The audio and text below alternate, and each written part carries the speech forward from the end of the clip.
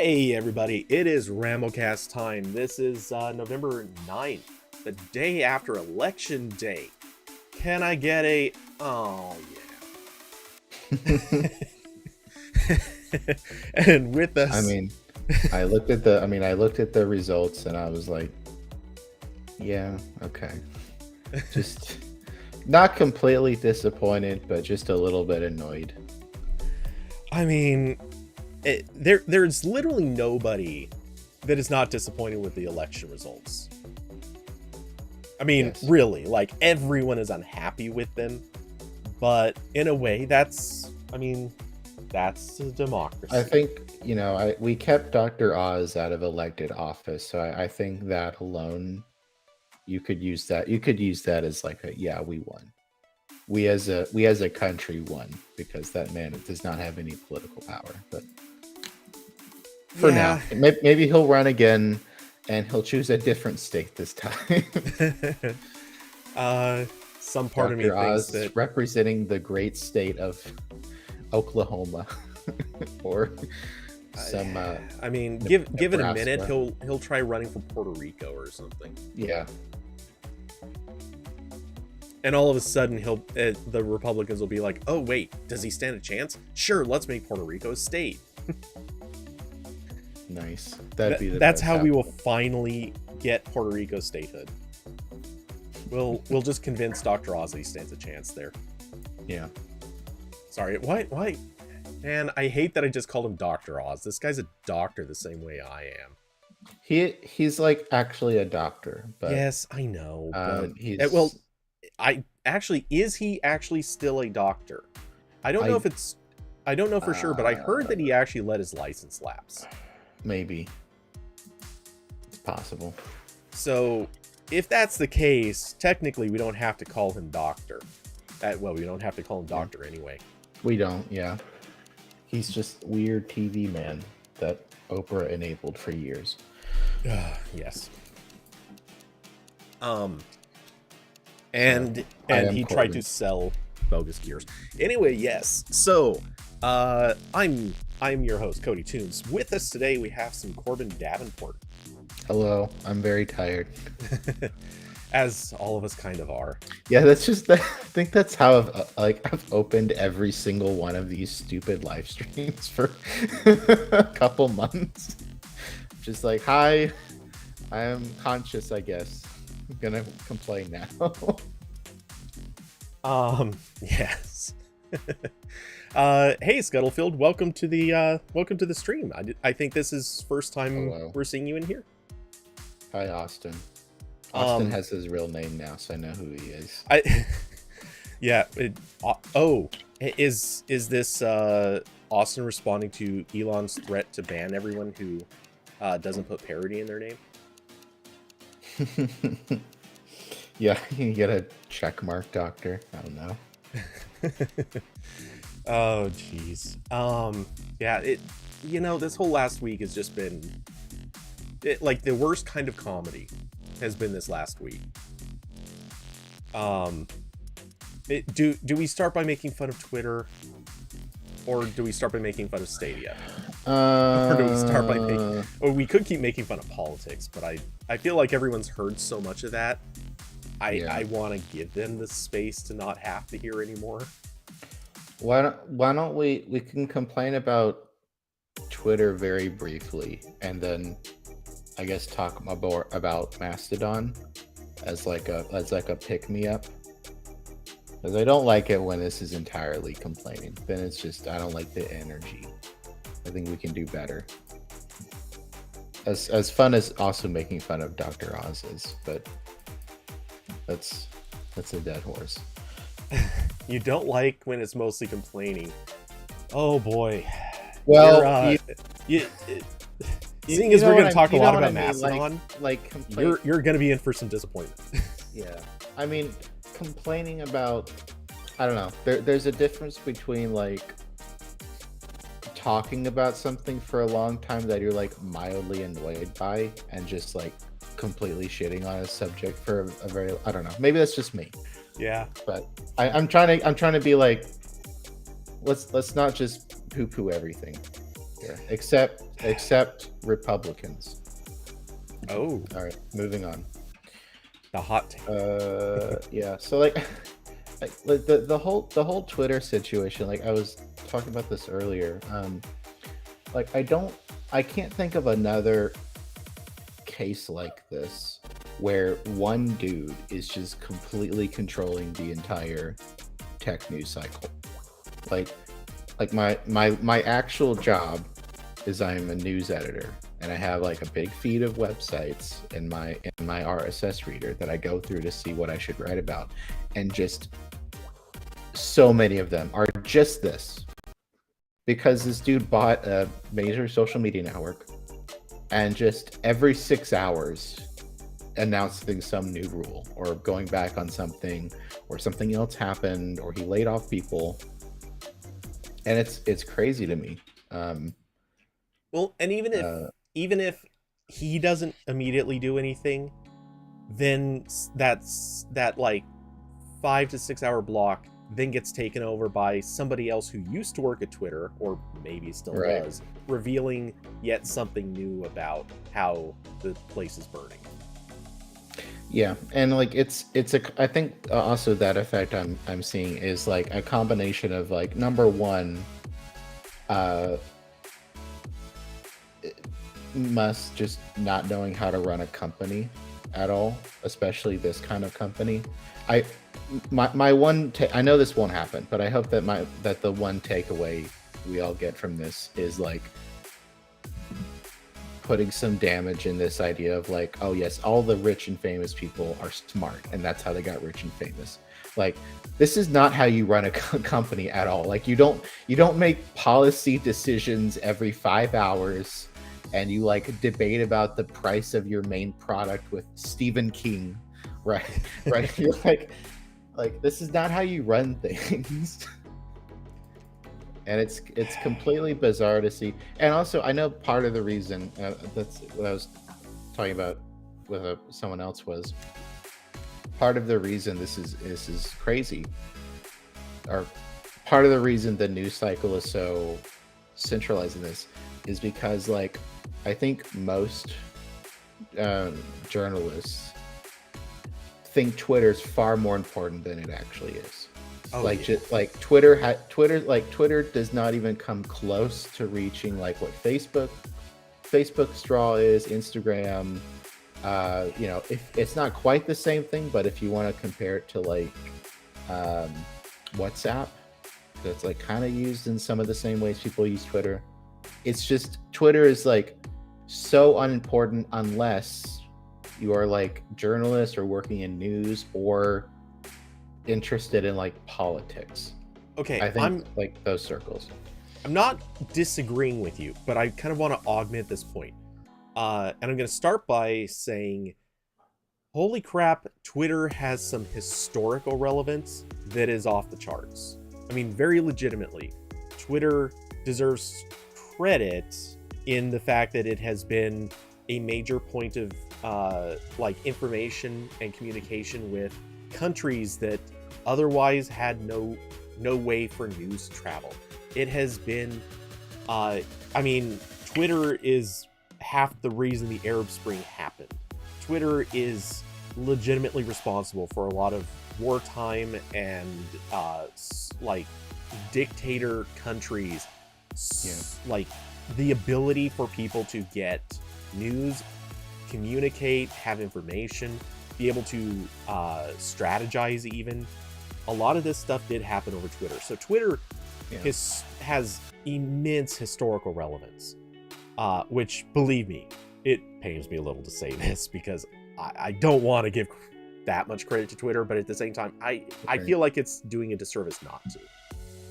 Yeah, and like it's still kind of used for some of that. Like obviously, there's been a lot of stuff coming out of like the current Iran protests on Twitter. Yeah. But more often, I've seen that role has kind of been filmed. At least I know, like specifically with the invasion of Ukraine, like Telegram is where everything comes out of.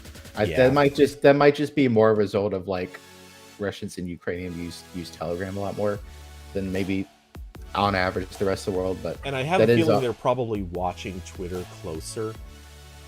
Like it's easier for them to monitor Twitter than it is Telegram, so they might also be doing that. And people are obviously naturally afraid to be that closely monitored, right. For good reason. Sorry, I didn't mean to cut you off. Go ahead. Oh no, I that's just what I was saying. Like it's, Twitter's still doing that a little bit, but I've seen like Telegram and a couple other places kind of become that more than Twitter. Yeah.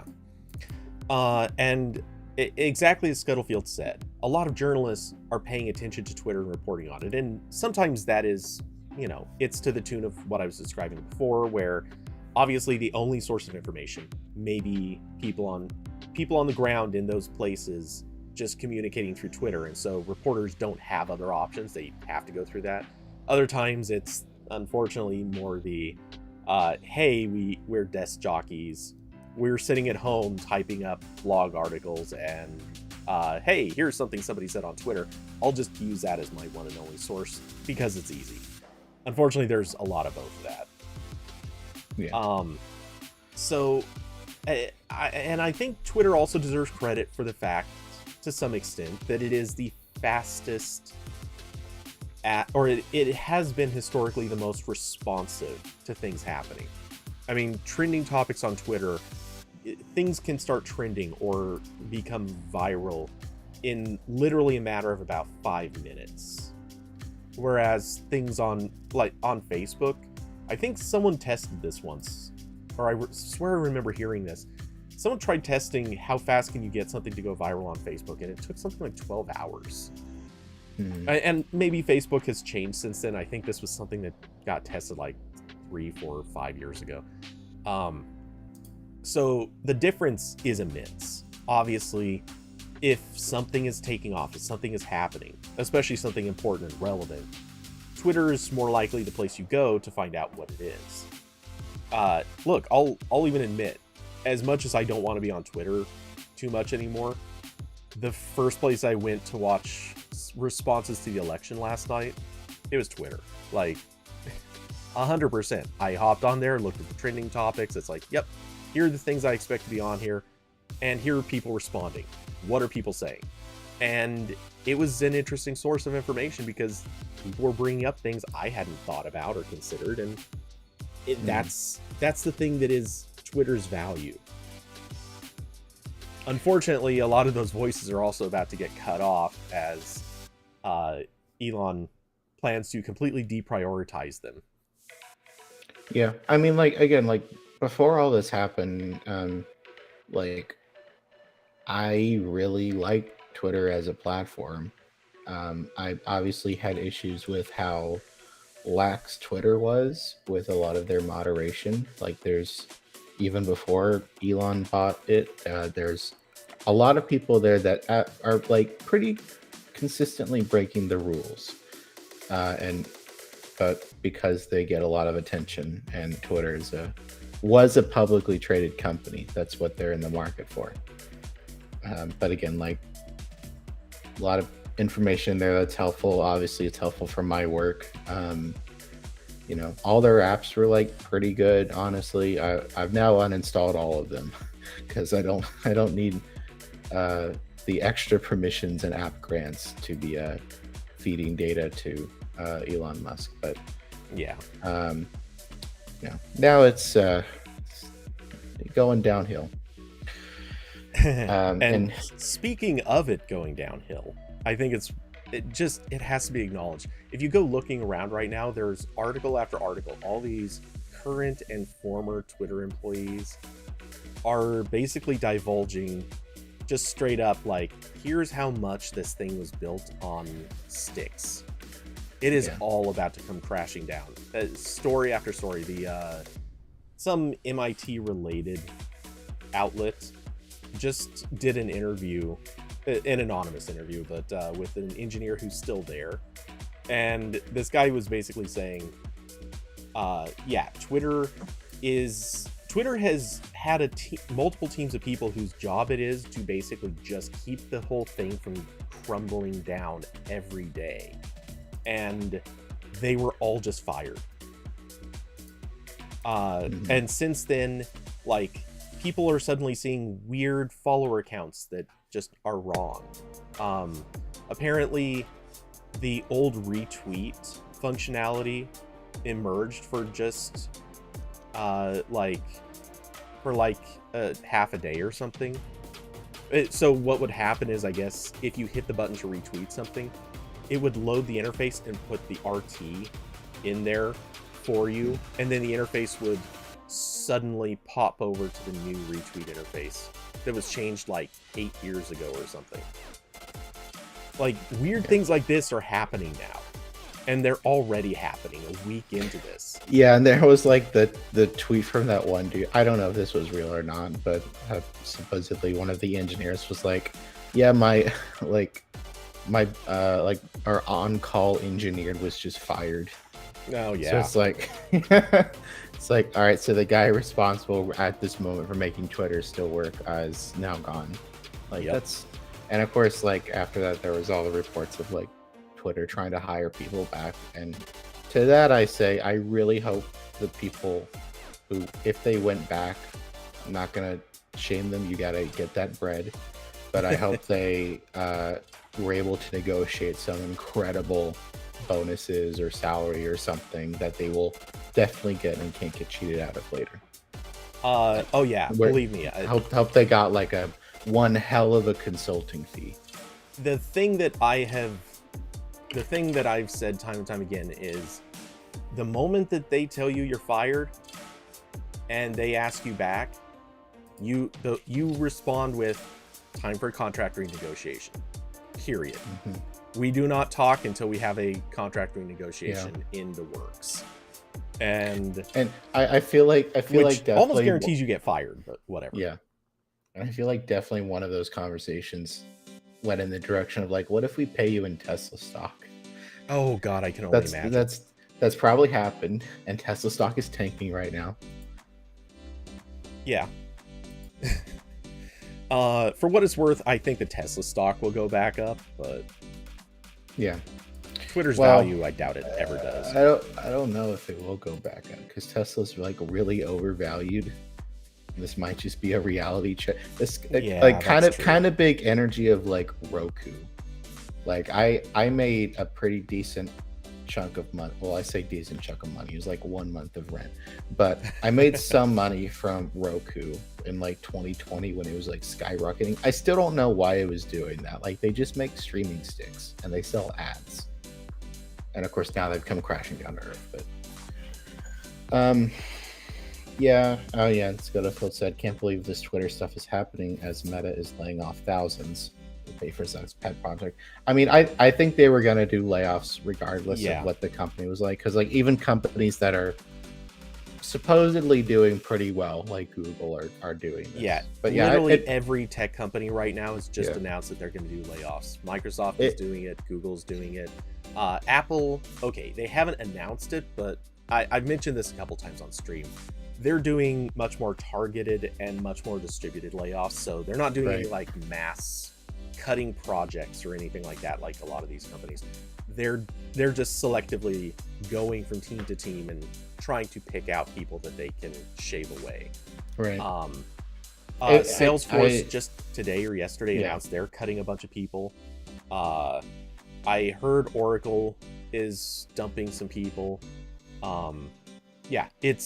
It's all of the biggest companies. They're all cutting people, which it might not have been as drastic if Facebook had gone in a different direction, but Facebook's cuts, I think they wouldn't have had to drop as many people. But no matter what, all of these companies are taking this as the opportunity to slash workforce, which personally I think is kind of premature and rushed, but hey, whatever. The thing is, though, in a weird way, this is also oddly, there are people, I don't want to get too deep into this, but there are people who can take advantage of the fact that there are a bunch of firings happening, because companies that fire a bunch of people, they always have that like couple of months that they think that they just did the right thing, and then all of a sudden the employees are going to the managers and saying, hey, we literally just don't have enough people to meet your deadlines. It simply cannot happen. And then like Elon Musk realized in 6 hours again.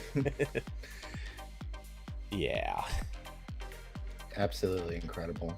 I'm loving that. Plus, I don't know if you've heard this, but apparently Musk is telling people that they should be working, or that they have it, or they should be operating in a 24/7 hustle environment. It's like, no, you literally cannot do that.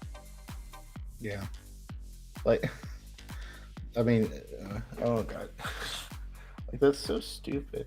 Because again, like, this is like the classic I am more important than everyone else attitude. Is like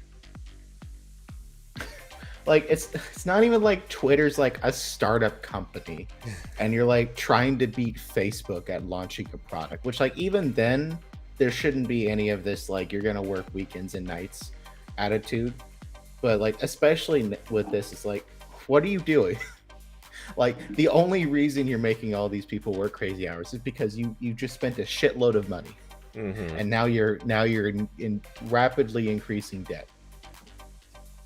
So anyway, that's why hopefully everyone working at Twitter finds a better job. Yeah, and I would tell any one of them, you don't have to live like this. This is the kind of thing, especially because they're all salaried. Like, these people aren't getting paid more to stick around and work, quote unquote, 24/7. They're supposed to have time off. They're supposed to have weekends. They're supposed to not be slaves. And the fact that if they're working even half as hard as he presumably wants them to, their pay is effectively getting cut in half, which is dumb. That's obviously they can go to any other company, get paid the same amount that they were getting paid at Twitter, and work normal hours. So there's no sane reason for any developer who's still there to put up with this. And I say developer, but actually just any employee at the company. If anyone is putting up with this crap, they should be honestly like, take a few days, make sure your resume's worked out, send it out to a bunch of people, and get the hell out of there. And chances are Twitter will be a bone dry, just empty set of halls within a few weeks. Yeah, and it's gonna keep declining because, like, not only do you have the Facebook meta thing of you're not going to get a lot of engineers because a lot of them just say, no, I will not work for this company. Like, I know a lot of like software developers and like engineer people are like, no, I'm not working there. But then with Twitter, on top of that, you have this fun extra layer of like, it is complete chaos at management. So not only are you working for now probably an unethical company, we can probably go there, and then you've also got the fun extra bit of like, yeah, you might work weekends for a thing that then your boss will just shut down an hour later because you didn't like it. Or he'll just fire you, not even for liking or not liking a thing, just because that's the day he decides, screw it, I'm gonna cut more people. He needs your money. Yeah, he needs to not pay you money that probably is owed to you. Yeah. And also, of course, opening Twitter, I just saw Valve, which does not use their Twitter account very often, posted something. I'll send it to you if you want to show it on the screen. But they made a post. Miss my desk on the elbow. They said Twitter Blue is a problem. Misinformation is so easy to spread, and the damage it can cause can have a real impact on people, much more of an impact than a fake game announcement. You now own a massive platform, and this is what you choose to do with it. Do better. And then they tagged Elon Musk. It's not like Valve has the best history of everything. They haven't gotten everything right every time, but man, Valve based. It's a pretty good. That's a pretty good response. Yeah. that I say that's like a pretty good. That's like what like anyone paying attention to this situation should probably think. But they could do what like most companies do and not sully their corporate feed with that. They could be a Wendy's account and just keep sending nonsense into the void. So that's again, like there's not even really a point in talking about the specifics of like Twitter very much, because all this is going to change tomorrow. Like it's like literally, like I was talking to like someone asked me a question about like the verified stuff, and I'm just like, whatever I tell you is going to be irrelevant by tomorrow. Like there's just no. Oh God, Scuttle said it's a fake Valve account. What? Oh, it is. No, it is. Oh, I got SOTF where? Oh my God, we literally got tricked by the thing that we've been complaining people are getting tricked by. That's pretty incredible. Oh hell yeah! I'm almost happy about this because it just funny. further proves how terrible this is. Yeah, what happens when I click their check mark? Is it it's the blue. Whose account was this? I see that I have a couple people that say they follow them. Oh my God, that's beautiful. I kind of love that. Yeah, this was a good bait too, because I see if when I scroll down, they retweeted a bunch of stuff going into the past, so it looked more like a real profile. That's good. They got me good. Yeah, Scotifield says it proves the problem. Yeah, no, there was like other scams going around already. I saw there was the. It's funny because I've spotted so many of these previously. Yeah. This one I just did not look at closely enough. It was a good bait. And they said there was another one going around of like Nintendo of America, and they posted a picture of Mario doing a middle finger. And of course, because I follow a lot of like journalists, they were all pointing out all the like basically hate crime accounts that are now verified, like the libs on TikTok account and those nice people. But, yeah. But yeah, like again, like anything specific, you can't even really talk about Twitter because it's all going to be changed tomorrow. And ultimately, none of this really matters again because, well, it does matter, but it doesn't matter as much as like every single tech news site would have you believe. Like again, like I don't think this should be constantly plastered all over The Verge. Just because like there's other things that matter way more than this. Yeah, oh yeah. And this is like this. I do think like to a certain degree this is sucking the air out of the room for other things that probably matter more. Because again, like because most journalists are on Twitter, like there's a kind of like elevated sense of importance there that doesn't exist. Like when I talk about Linux with people, but so I don't know. It's just. I don't have a lot to say about the specifics, just that like it's incredible how much of, again, like if I had put, like he literally has his ownership in Tesla on the line. Like he's paying for this with Tesla stock. And if he doesn't start making money, he has to sell more of his stock and eventually he hits a point where he's not the majority owner anymore. So like literally like his main reason for existing in the eyes of the world has a pretty good chance of being pulled out from under him, and he just keeps making the most fucking stupid decisions. It's incredible. I'm just in awe. It's pretty amazing. Yeah, I don't know. I'm sure there is a certain point at which he will no longer really have to sell more Tesla stock just to keep Twitter afloat. I mean, obviously, if it's hemorrhaging money, that will eventually come. But the level to which he's leveraged, yeah, he'll have to sell off, and he could theoretically reach a point of no longer being majority owner. But I don't think that's gonna come too quickly. I'm gonna make the bold assumption. I think we'll know how it ends up in a week. I think by this time next week, it's going to be really clear if like Twitter will ever recover under him, or if it's just going to keep going like it is now, where like advertisers want out. I'm going to make a less bold assumption. I think we have, and man, after you just said this news has been sucking all the air out of the room, you're going to hate that I'm saying this, but I think it's going to take about 2 months. I think we've got 2 months of this continuous, like every few hours, some new thing about Twitter happens. I think it's going to be about 2 months, at which point we're going to see either the turnaround moment. And when I say turnaround moment, I'm not talking recover.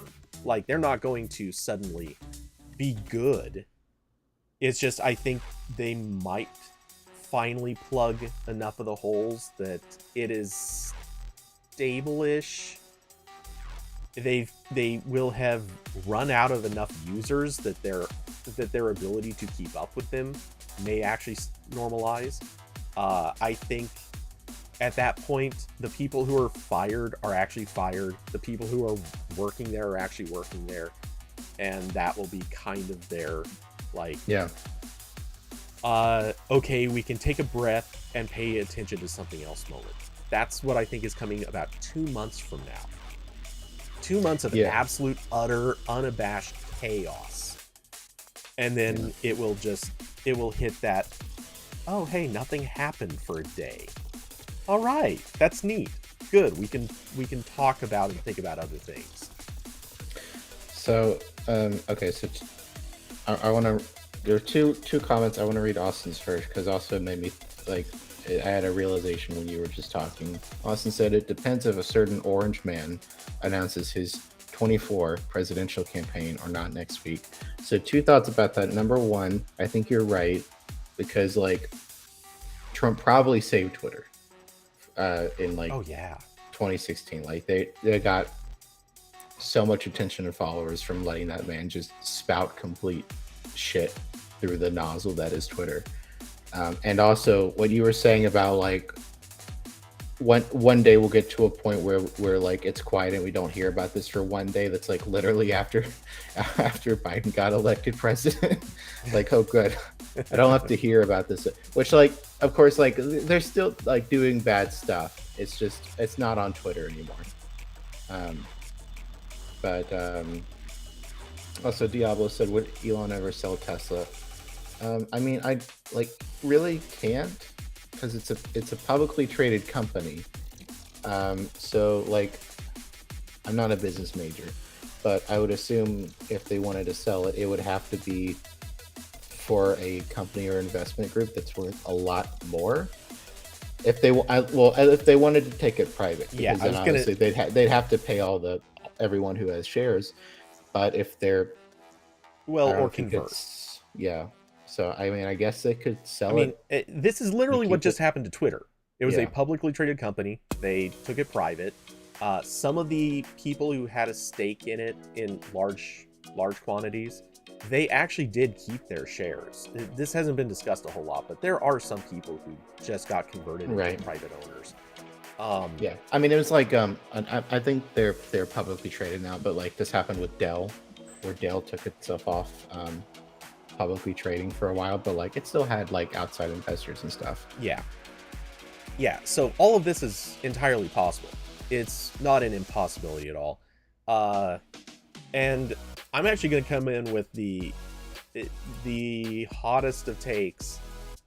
I can name the exact scenario that would cause Elon to quote unquote sell Tesla. And by sell, obviously we're talking about just straight up divest himself of his shares. There is one exact scenario I see where that happens. The government stops subsidizing Tesla. The minute that happens, Tesla stops being even remotely a viable company, and Elon has no interest left in it. There you go. That's when it happens. Will it happen? Probably not. No. I mean, we're at least a good 10 to 15 years out from the US government and other governments deciding that it's time to stop subsidizing any any EVs. Every EV Well, is getting subsidized to some extent. I mean, all cars are, so that's not really a new thing. Right. But yeah, every EV like, is getting subsidized. Literally, yeah, like we all paid for GM to continue existing. Yes. So in reality, though, there probably comes a time where someone says, you know what, we don't need to give Tesla special treatment. Once all the car companies are making EVs, at that stage, yeah, I have a feeling things start getting real ugly for Tesla. And if they haven't resumed their fan base of really rich people wanting very fast EVs, then Tesla goes underground. And Elon will definitely try to dump those shares instantly, overnight. I mean, like, they might, again, like, Tesla doesn't get the consumer side tax payments anymore. Like, when you buy a Tesla, you don't get the whatever it was, $7,000 in tax credits. And the recent infrastructure bill changed that, where I believe there's tax credits, but like a certain percentage of the car parts have to be manufactured here, or like the car battery, and no one meets those requirements right now. So I don't know if Tesla will eventually get there. I mean, I think like if Tesla ever wanted to open another like giant factory, then every state government will line up to give them money, just like they do for Amazon. And like my state of North Carolina has given Apple and Google very big checks for this. Yeah. Well, in that, the degree to which Elon is trying to, I'll just say party with the Republicans, it aligns very, very well with sort of how defense contractors have always courted Republican states and vice versa. Every Republican state manufactures at least a part, for almost every single thing that is used in our U.S. military. Right. Well, this is also how like NASA works. Yeah. Because again, like they're basically part of the military industrial complex. Is like, the launch pads are in Florida, but most of the people work in Austin, and there's all the contractors making parts are in Alabama and all these other states. Yeah, it wouldn't be that surprising or weird if Elon was trying to court a lot of the establishment to try to get various tax write-offs, to get sort of benefits, and in trade he'll contract with some company in their state that will make a part Teslas. Yeah. I wouldn't be surprised if that happens. And I think that's part of the reason why. Did Tesla ever finish like moving to Texas? Because he said something like that was going to happen. I think the word finish is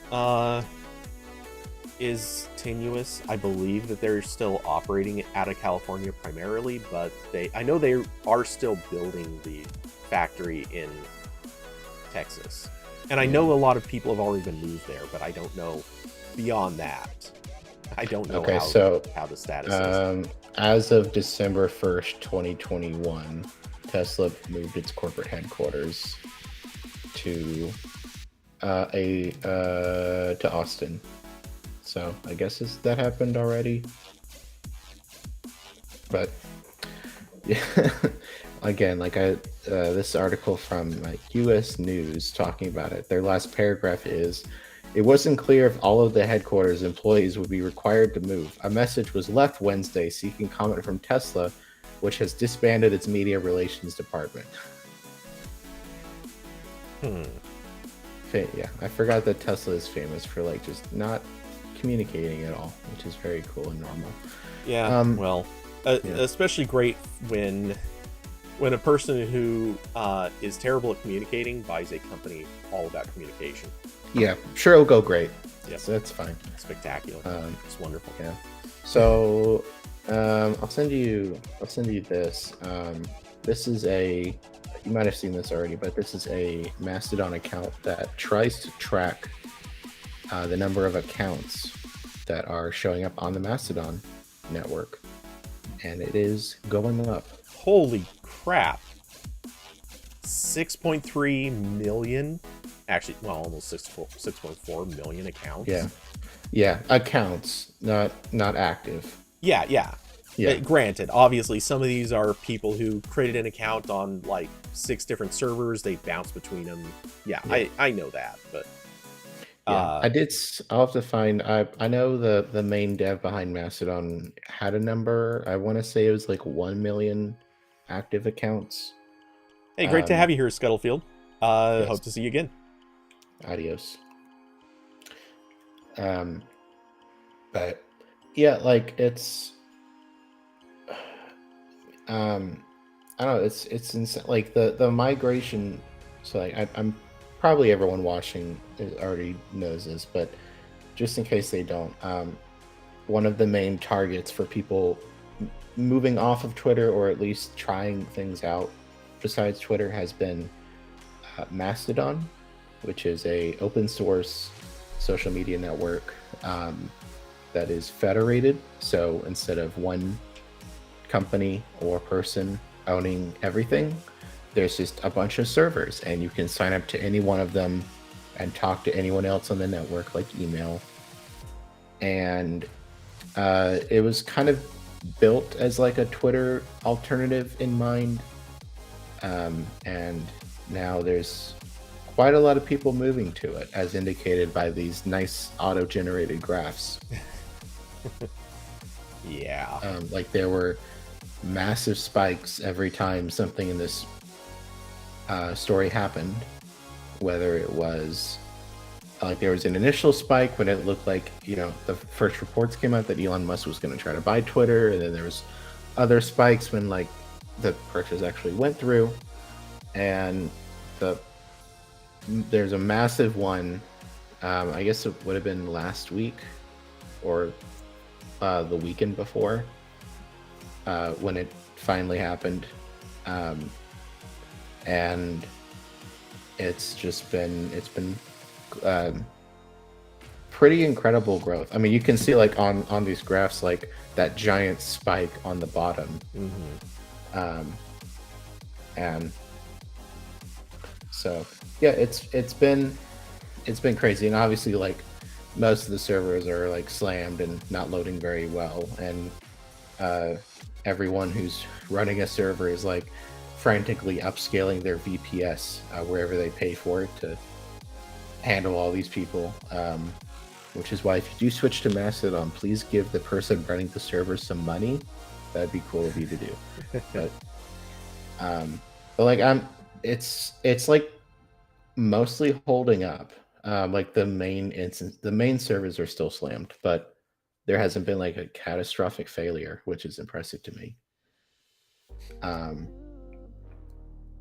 And yeah, it's been cool to watch, because I've used Mastodon for years, and like I think it's been like, you know, good that whole time. It's gotten a lot better in the past year or so. They've like made a few quality of life changes that were really needed, and you know, now this is his moment to shine, and it's doing pretty well. It is. I agree on that. I'm a little bit, well, I see a lot of problems with it. I don't. We can get to that later. But yeah, at this stage and these numbers, I would go so far as to say, something I've been saying for about the last week. I think we've only started to see like the start of the hockey stick. I think for as much as everyone keeps talking about this is a spike, I don't think this was a spike. I think this was the start of the migration. Yeah. Oh, I mean, like you can, you know, on that bottom graph on the Mastodon users tracker, like there is a spike that went up and down, but like they show the overall trend of the graph, and it does still look a little bit like the start of like an exponential growth on a math equation. Yeah, I mean, it's obviously Like, it's levels off and softens out at a couple of spots, but it is an increasing... It's still going up. Yeah. There's not a slowdown yet. Yeah, and the number of people joining is going up for the most part. Like, it is consistently increasing the rate at which people are jumping on, which that's, no matter how you look at it, that's pretty big. That shows a definite trend. And as more articles come out explaining how Mast-o-don works, how you join, etc., that is obviously having its effect on people. So, plus obviously so many people saying, hey, we're done with Twitter, or just people in general saying, and I think this is the way to strategically go about it, we're not necessarily done with Twitter, but we're sure as hell setting up Mast-o-don and getting our presence there. I am uninstalling the Twitter app from all my devices, but the Mast-o-don app can stay. So when I'm bored on the toilet, I will open the Mast-o-don app instead, and I will talk to you there. Yeah, exactly. If these bits of migration happen, if people at least are setting up and starting to follow people and trying to get engaged, that's how it happens. And the way I've kind of been describing this is it's so reminiscent to how MySpace died off and Facebook took its place. I know this is going way back in history. Most people won't remember this anymore, but man, I remember very clearly MySpace was at its height, like this ridiculous, everyone was on it. It was the thing you needed to do. And it only took like 6 months to see this weird thing called Facebook that for a while had been invite only just for college students, and all of a sudden it wasn't. Now you could get on there, and the progress it made was just ridiculous, and it completely ate away all of MySpace users. And it was really just that groundswell moment where a few people started moving, and then a lot of people started moving, and it just kept increasing until all of a sudden MySpace was just a graveyard. People still loaded the page, people would still check, they wouldn't see anything had happened, and then they go right back over to Facebook. That's on it, like, it's going to go slower. It's not going to be as effective this time. But the same thing is happening here to Twitter. And I think Twitter will last. I think there are too many people who are invested in Twitter in some way. And by that, I'm talking about people who are like Twitter's, I forget what they're called, but they're like preferred creators or whatever, that they gave like special access to Twitter Spaces. Or is it Spaces? Whatever the Clubhouse clone was. Yeah. Okay. Yeah, like, there are a few people who got preferential treatment, and they're basically getting paid to do these. Those people, I can see why they don't want to move. And there are people who have massive followings on Twitter that they don't want to risk losing that following. And they also don't want to risk splitting their audience. Because that engagement that happens all on Twitter, that's good for them. That encourages the spread of more followers. If you split your base between Twitter, Mast-o-don, whatever those other like 18 Twitter clones are, if you spread your followership across all of those, that's a lot of engagement that doesn't happen. It doesn't have that sort of resounding effect. So I understand why a lot of people don't want to move. But I think at a certain point, their audience is moving. Right. This gets into the fun conversation of like, what are you using this for? And so like, I think the people who are just like, I'm here to talk to my friends, are more likely to move if all of your friends go to the other thing. And we're seeing more hesitant people. I've seen this from a few people where they're like notable people on Twitter, and they go and set up, and they're like, what the fuck, I don't have my thousands of followers immediately. This isn't cool to me. And of course, like Twitter is so. I mean, I'm sorry, Mastodon is just so much worse for any kind of like, not engagement, but like advertising. Even if it's not in like the way you would think of as advertising, like. Are you a brand versus are you just a person? And the example that I have had in my head time and time again is MKBHD. I don't want to use Taylor Swift because that's going kind of too high end. And I don't want to use some random nobody. But someone like MKBHD or H3H3 Productions, Ethan Klein, anyone like that. These are people who have massive followings. And while they use the social network as a social network, they also very much use it to support their brand. Go on. I just wanted to say that context. Yeah. Well, I was going to use me as an example. Oh, okay. Because I definitely use Twitter. I want to say like a pretty big chunk of my use of Twitter is like promoting what I make, because I think I make fun stuff. And I want other people to use it, so I feel like I haven't wasted my time completely. Now, usually that's not selling something. I'm not selling shirts or whatever. I'm like, use my web app, please. I made it, and it sounds like it fits what you want, what you need to do today. But like one thing I've done is I've tried a few different ways of advertising the Tech Tales podcast, of which you have come on a few times, I believe. And twice. Yeah. And I did a normal Twitter ad. I tried it. I was like, fuck it, I'll give Twitter $100. We'll see what happens. Basically didn't do anything. I tried advertising in a normal podcast app, like they have like featured placement. Didn't do anything.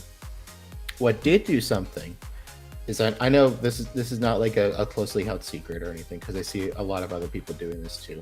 Pretty common is I'm just using the Twitter search, and I'm searching for podcast recommendations.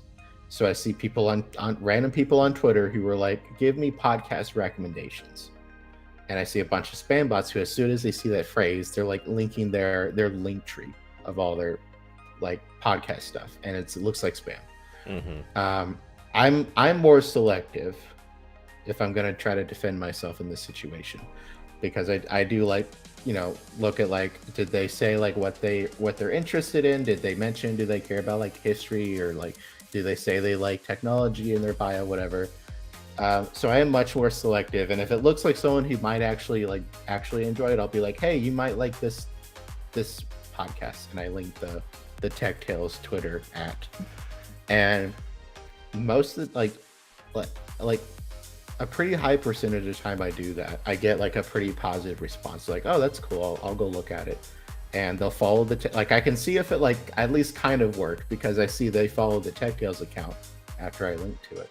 And that's worked pretty consistently. That's been like the best advertising method for my podcast. But that's only possible because Twitter indexes every single word in every single post, and I can be annoying like that. And if that's all I'm on Twitter for, then Mastodon has zero appeal to me, because I can't do that there, unless they use hashtags, and then I can search for them. So there's that aspect of it where, like, if you're mostly using Twitter as a brand tool or advertising or that kind of thing, like, Mastodon has no appeal to you. Yeah. Well, at least not yet. Yeah, I have seen there. I saw more discourse about there is at least one search engine that tries to index posts on the Mastodon network. And of course, the way it's built, it's like you can opt out of our indexing if you want. And of course, everyone was like, "You should be opt in, buddy." But that's what's going to happen. Yeah, there's obviously a lot of it. There's so many perspectives coming into Mastodon that you're never going to really be able to make everybody happy. I mean, obviously, just the opt-in aspect of it alone. Just think about how many people would rightfully would kind of come straight out and say, yeah, I mean, opt-in sounds great, but search engines also should have been opt-in, but it's kind of good they weren't. Yeah. You know, going back to the beginning of search engines on the internet, like, yeah, maybe those should have been opt-in, but if they were, that would have kind of ruined. And like that is what I was, and that is what I was doing when I was writing my editorial about Mastodon, and I was trying to remember where the main dev of Mastodon said something about like how like they're not going to implement quote tweets, and I just did a like in Google like cite Mastodon or mastodon.social and then tried to find it that way, and I did.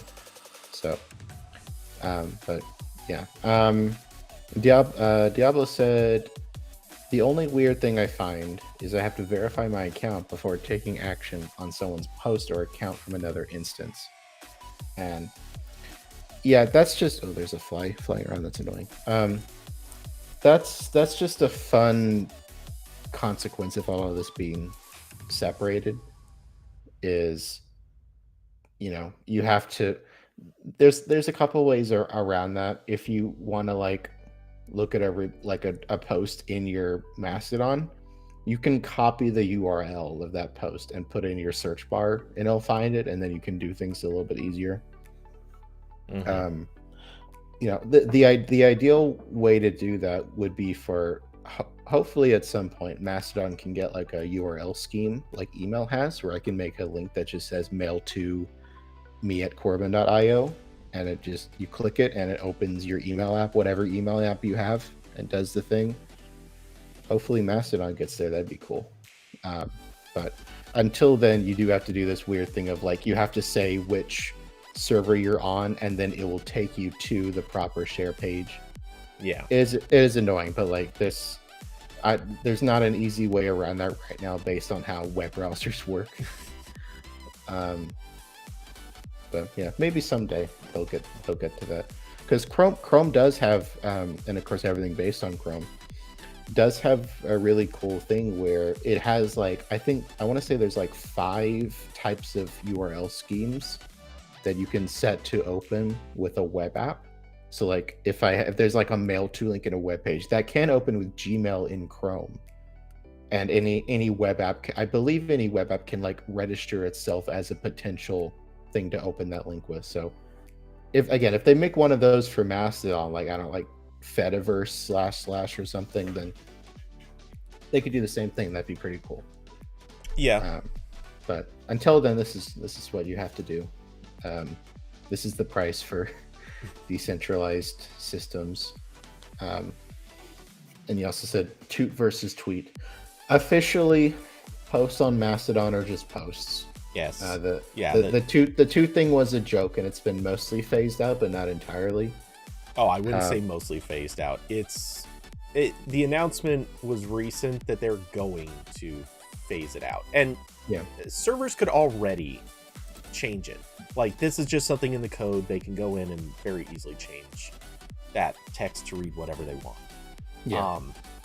It will very likely, I'm assuming, when they roll out like some next version, they'll probably just change it to post, and that'll be the end of. I think they said that's gonna be in the next update. But I mean, I like toot, but I can understand from the project manager's perspective of like, I'm trying to get everyone in the world to use this, and we can't afford to have fun or be seen as an unprofessional tool, I guess. I don't know.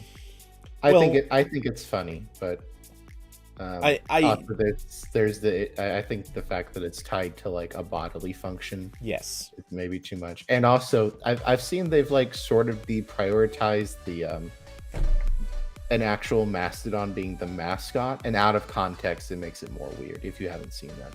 Yeah, like I was trying to write, when I was writing my editorial about Mastodon, I was like, can I get their cute artwork of the Mastodons holding the phones and posting on it, and they just don't have that on their press kit anymore. It's just their logos, and I was disappointed.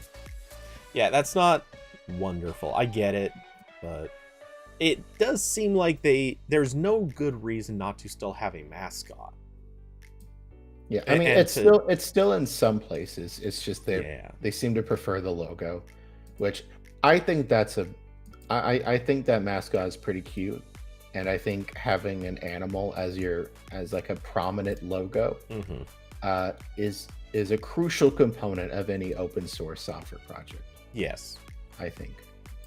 Well, and in general, any project, I don't think it even has to be open source. Look at Twitter, obviously, like, for as much as Twitter has had the bird as its logo and as its sort of concept, Twitter was also very popularly known for the infamous fail whale.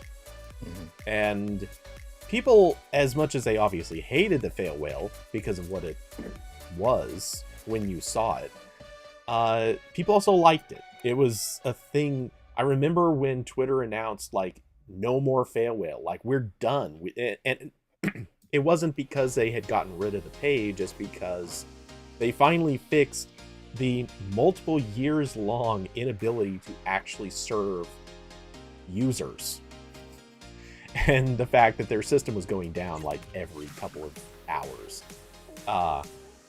But they finally fixed that stuff and said, hey, we're pretty confident that we finally have this resolved, so no one will see the fail whale anymore. And I remember there actually being a lot of people responding to that saying, man, we're actually going to kind of miss him now.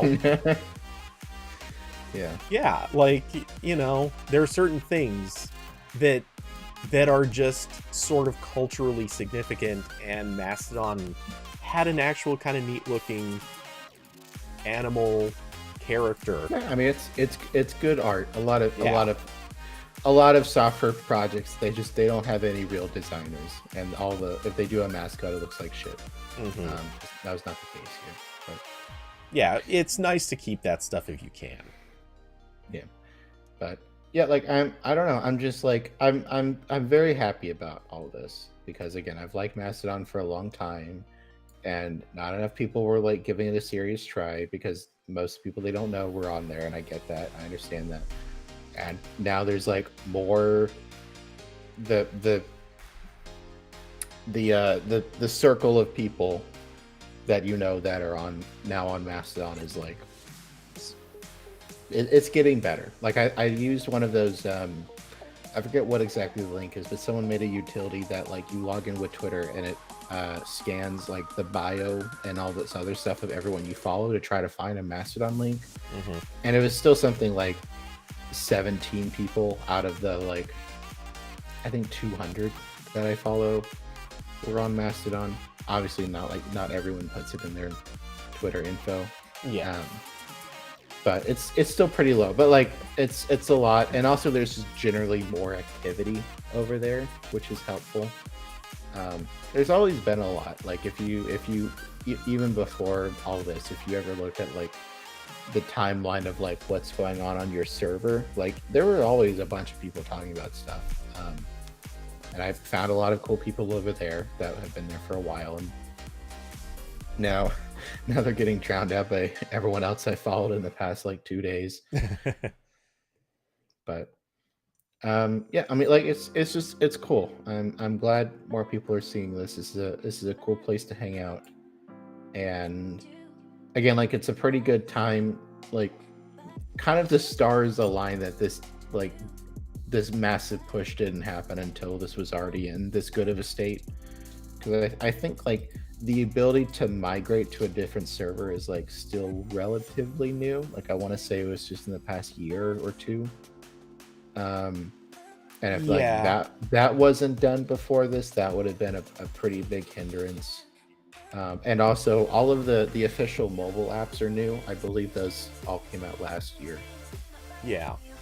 And that like, Mastodon had fantastic apps before that, and some of the other apps are, depending on what platform you're on, the other apps might be better. Because again, like, the cool thing about Mastodon is, like, they're not Twitter where they like limit what APIs other apps could use. All apps get the same APIs, and you can make your own app that does everything. Like I I made a little if this then that thing that posts my when I review a movie on Letterboxd, it posts that review to Twitter and Mastodon because I don't want to like copy paste the link and go there twice. And doing something like that on Twitter, you'd either need to use a third-party service or you need to go through the whole rigmarole of requesting like a Twitter API key and all this other nonsense. But like, it's one button on my Mastodon. Like, it's one button. I've made an API key. I can use that to send messages. So it's just it's pretty good now. Obviously, it's buckling a little bit because everyone's trying it at once. But I think, like, I don't think that would be different if this was a centralized thing. Like, I mean, like you said, Twitter went down constantly for years. Well, when it was spiking in popularity. Yeah, and that was Twitter, obviously, and Twitter, as again, just as the Twitter's own staff has been saying time and time again, that thing is built on, basically, it is built to fail. Like, it is going to come crashing down as their infrastructure ages and is not very cleanly maintained. And that's largely a side effect of the fact that they just never they didn't build it up very well to begin with. And so, over the years they've just been doing a lot of patchwork fixes to try to keep it running. But the example I like to use more than that, I know it's obviously a very different thing, but Google Plus, this was a thing that when it launched, they had about a month of just inability to handle the users. They couldn't keep up with it. They had, honestly, like all the problems people have complained about with Mastodon, it was way worse with Google Plus. And that was a multi-billion-dollar company that already had, like, this is a company that was known for how many servers it had. Yeah. They had this is their whole thing. Yeah, they had the infrastructure, they had the power, they had everything they needed in order to make Google Plus an instant. Like, they should have been able to say, all right, we have a problem, let's provision 800 new servers by tonight. Like, they could have done that, and obviously that wouldn't have worked. Maybe that wouldn't have done the job. I don't know what the reasons are, but yeah, Google Plus, it took them about a month to work through this stuff. Meanwhile, here's Mastodon. They're kind of honestly handling it really well in less than a week. Not to say there aren't still servers that are lagging. Not to say that there aren't still obviously a lot of instances that just can't handle the load, which is why a lot of them have shut off new applications. Yep. Because I mean, that's a sensible thing to do. You prioritize the people you already have, try to make sure their stuff doesn't break. But very practically, this is something that if Google couldn't do it, granted back then maybe it's or one assumes it's better now, but if Google couldn't do it then, I'd say Mastodon's doing an incredibly good job handling it now.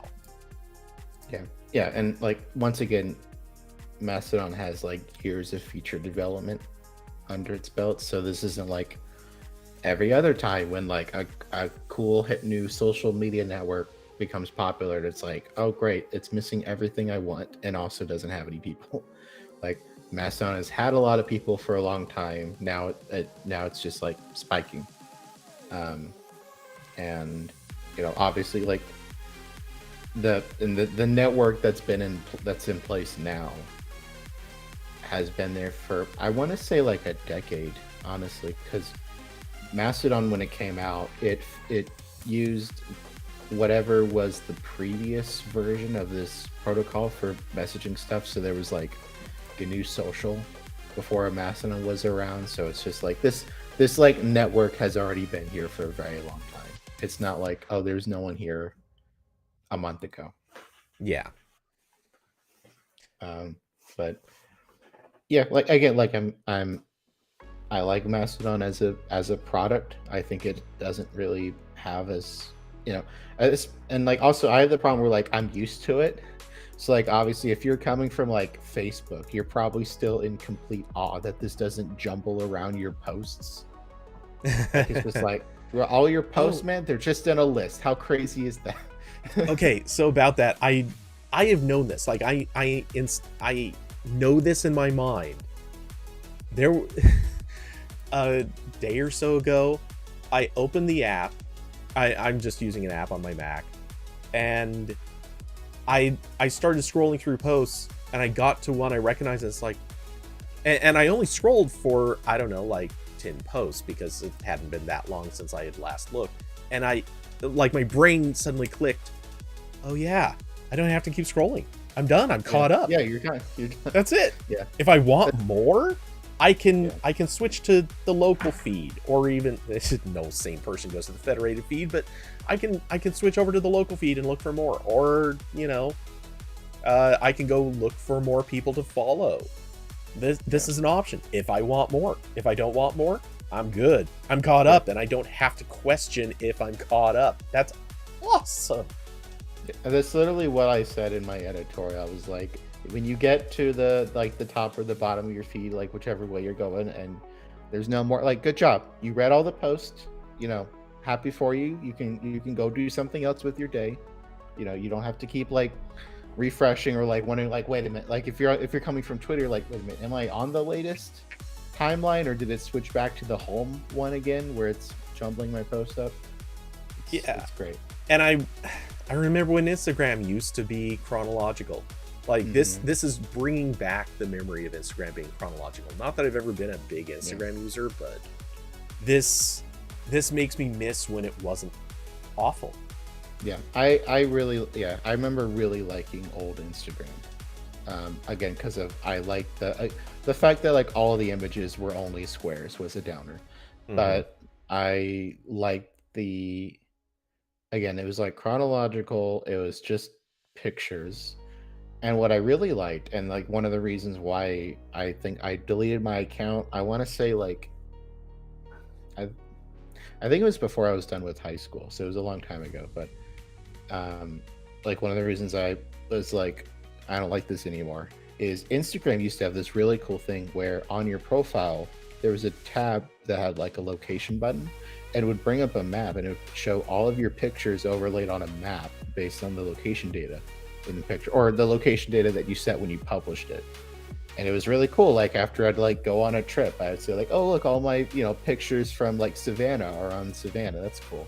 And at some point they got rid of that. And I'm like, why? That was so cool. Don't get me started on all the things that apps and services used to have that were really great features and mysteriously got rid of them. Google. Google. Yeah. Like so many things on Google. Yeah. And like I had to like stop myself writing this editorial because I'm like, I don't need to like list it. Like there's like just a lot of like cool little things here. Like you can have content warnings that can be anything, and your server can add custom emoji, and those emojis show up on like normally on when people on other servers load your posts. And there's like image and video support, and lists are they're there and they're working well. And every you log into Mast-o-don server and it's like an excellent progressive web app with like desktop notifications and everything. It even works well on mobile, which that in itself is very rare for like an interactive website at this point, is like to have a mobile site that doesn't like it's functional and doesn't spam you to install the app. Like, it's just a laundry list of like reasons why I've liked this. I've liked Mast-o-don for a while, and I'm glad more people are coming on board. I've seen some like people who are like a little bit of pushback against like the like culture of like people coming from Twitter, because like they're like a lot of these people are not trained to be like, remember to like content warning like things that most people don't like, or idea like one of the things that Mast-o-don did way before Twitter, which I saw like all of Twitter's accessibility people got fired, which is that's cool. But one of the things Mast-o-don did way before Twitter was being able to add alternate text to pictures. So if someone is hard of like they don't have good eyesight or they're blind or whatever, they like still know what's going on in whatever you post. And like I have had times before where like I'll post a picture and someone's like, thanks for putting the caption because I can't see my computer screen. And a lot of people on Twitter aren't used to that because it was like, at first it was like an opt-in thing on Twitter for a while, and then I think they rolled it out to everyone, but there's still a lot of people who don't do that. Yeah, funny enough, I know that this is pretty meaningless, but coincidentally, I was looking at reviews for Mac apps to use with Mast-o-don, and one of them, one of the commenters was saying basically like, he is blind or very nearly blind. Wasn't quite clear on that from his wording, but he was basically telling the app developer like, hey, you didn't put any of this stuff on your app. Mast-o-don itself is pretty good about this. Could you maybe do that for us? That would be really great if we can use your app, those of us who can't really see. And yeah, that kind of stood out. Hey, so Zach is joining us. Ew, get out. Forgot it's Wednesday. Get out. No. We're talking about this Mast-o-don. is my call now, Corbin. Okay. Zach can't wait to talk about Mast-o-don. It's a lot of fun. It's a lot of fun. Better than Twitter. Yeah. And especially with whatever the hell is happening right now. Yeah. I said earlier, like, I'm gonna actually have to like trim down my following list on Mast-o-don because I'm missing posts now. Damn it! Now I'm gonna have one fewer follower. Yeah, I'm gonna have to scooch some people into lists. Which I know that this isn't like super important, but in it's I guess a little over a week now, my follower count went from 20 to 133, which, seeing as I've used it more, I mean, that obviously helps, and I'm on a few lists of people that are recommended in some way, shape, or form. That's helped, right. But yeah, to me, this is also very signifying of how many people have been hopping the fence. There are definitely a lot more people rushing over, and that's had a tangible, visible effect, which is nice to see. Yeah, there's been a lot of times where like I have to click the tab on my notifications to only show mentions because like it's just full of follows. Yeah, like I can't read anything there. And I mean, I haven't been great about it, but I've been trying to look at the follows just so I can see, like, is there someone I immediately recognize that I want to follow back? And I think I've missed a few people, but I'm going to try to look through them eventually. Plus, look for people that are just interesting to follow. Because I've been followed by a lot of, like, various journalists, programmers, tech people. Like, I want to go back and try to find a few more of them to keep up with. Mm-hmm. Yeah, and I found there's one server someone set up based on the like it's themed around the North Carolina Triangle, which is like Raleigh, Durham, and Chapel Hill. So it's like mostly people living in that area. So like I was going through there and just like following them because I'm like, oh cool, they're like talking about where I live. That's neat. But yeah, it's very, very cool place over here. I'm glad more people are using it. I'm glad it just hasn't completely buckled. I am worried a little bit about how many servers will still be running in a couple months.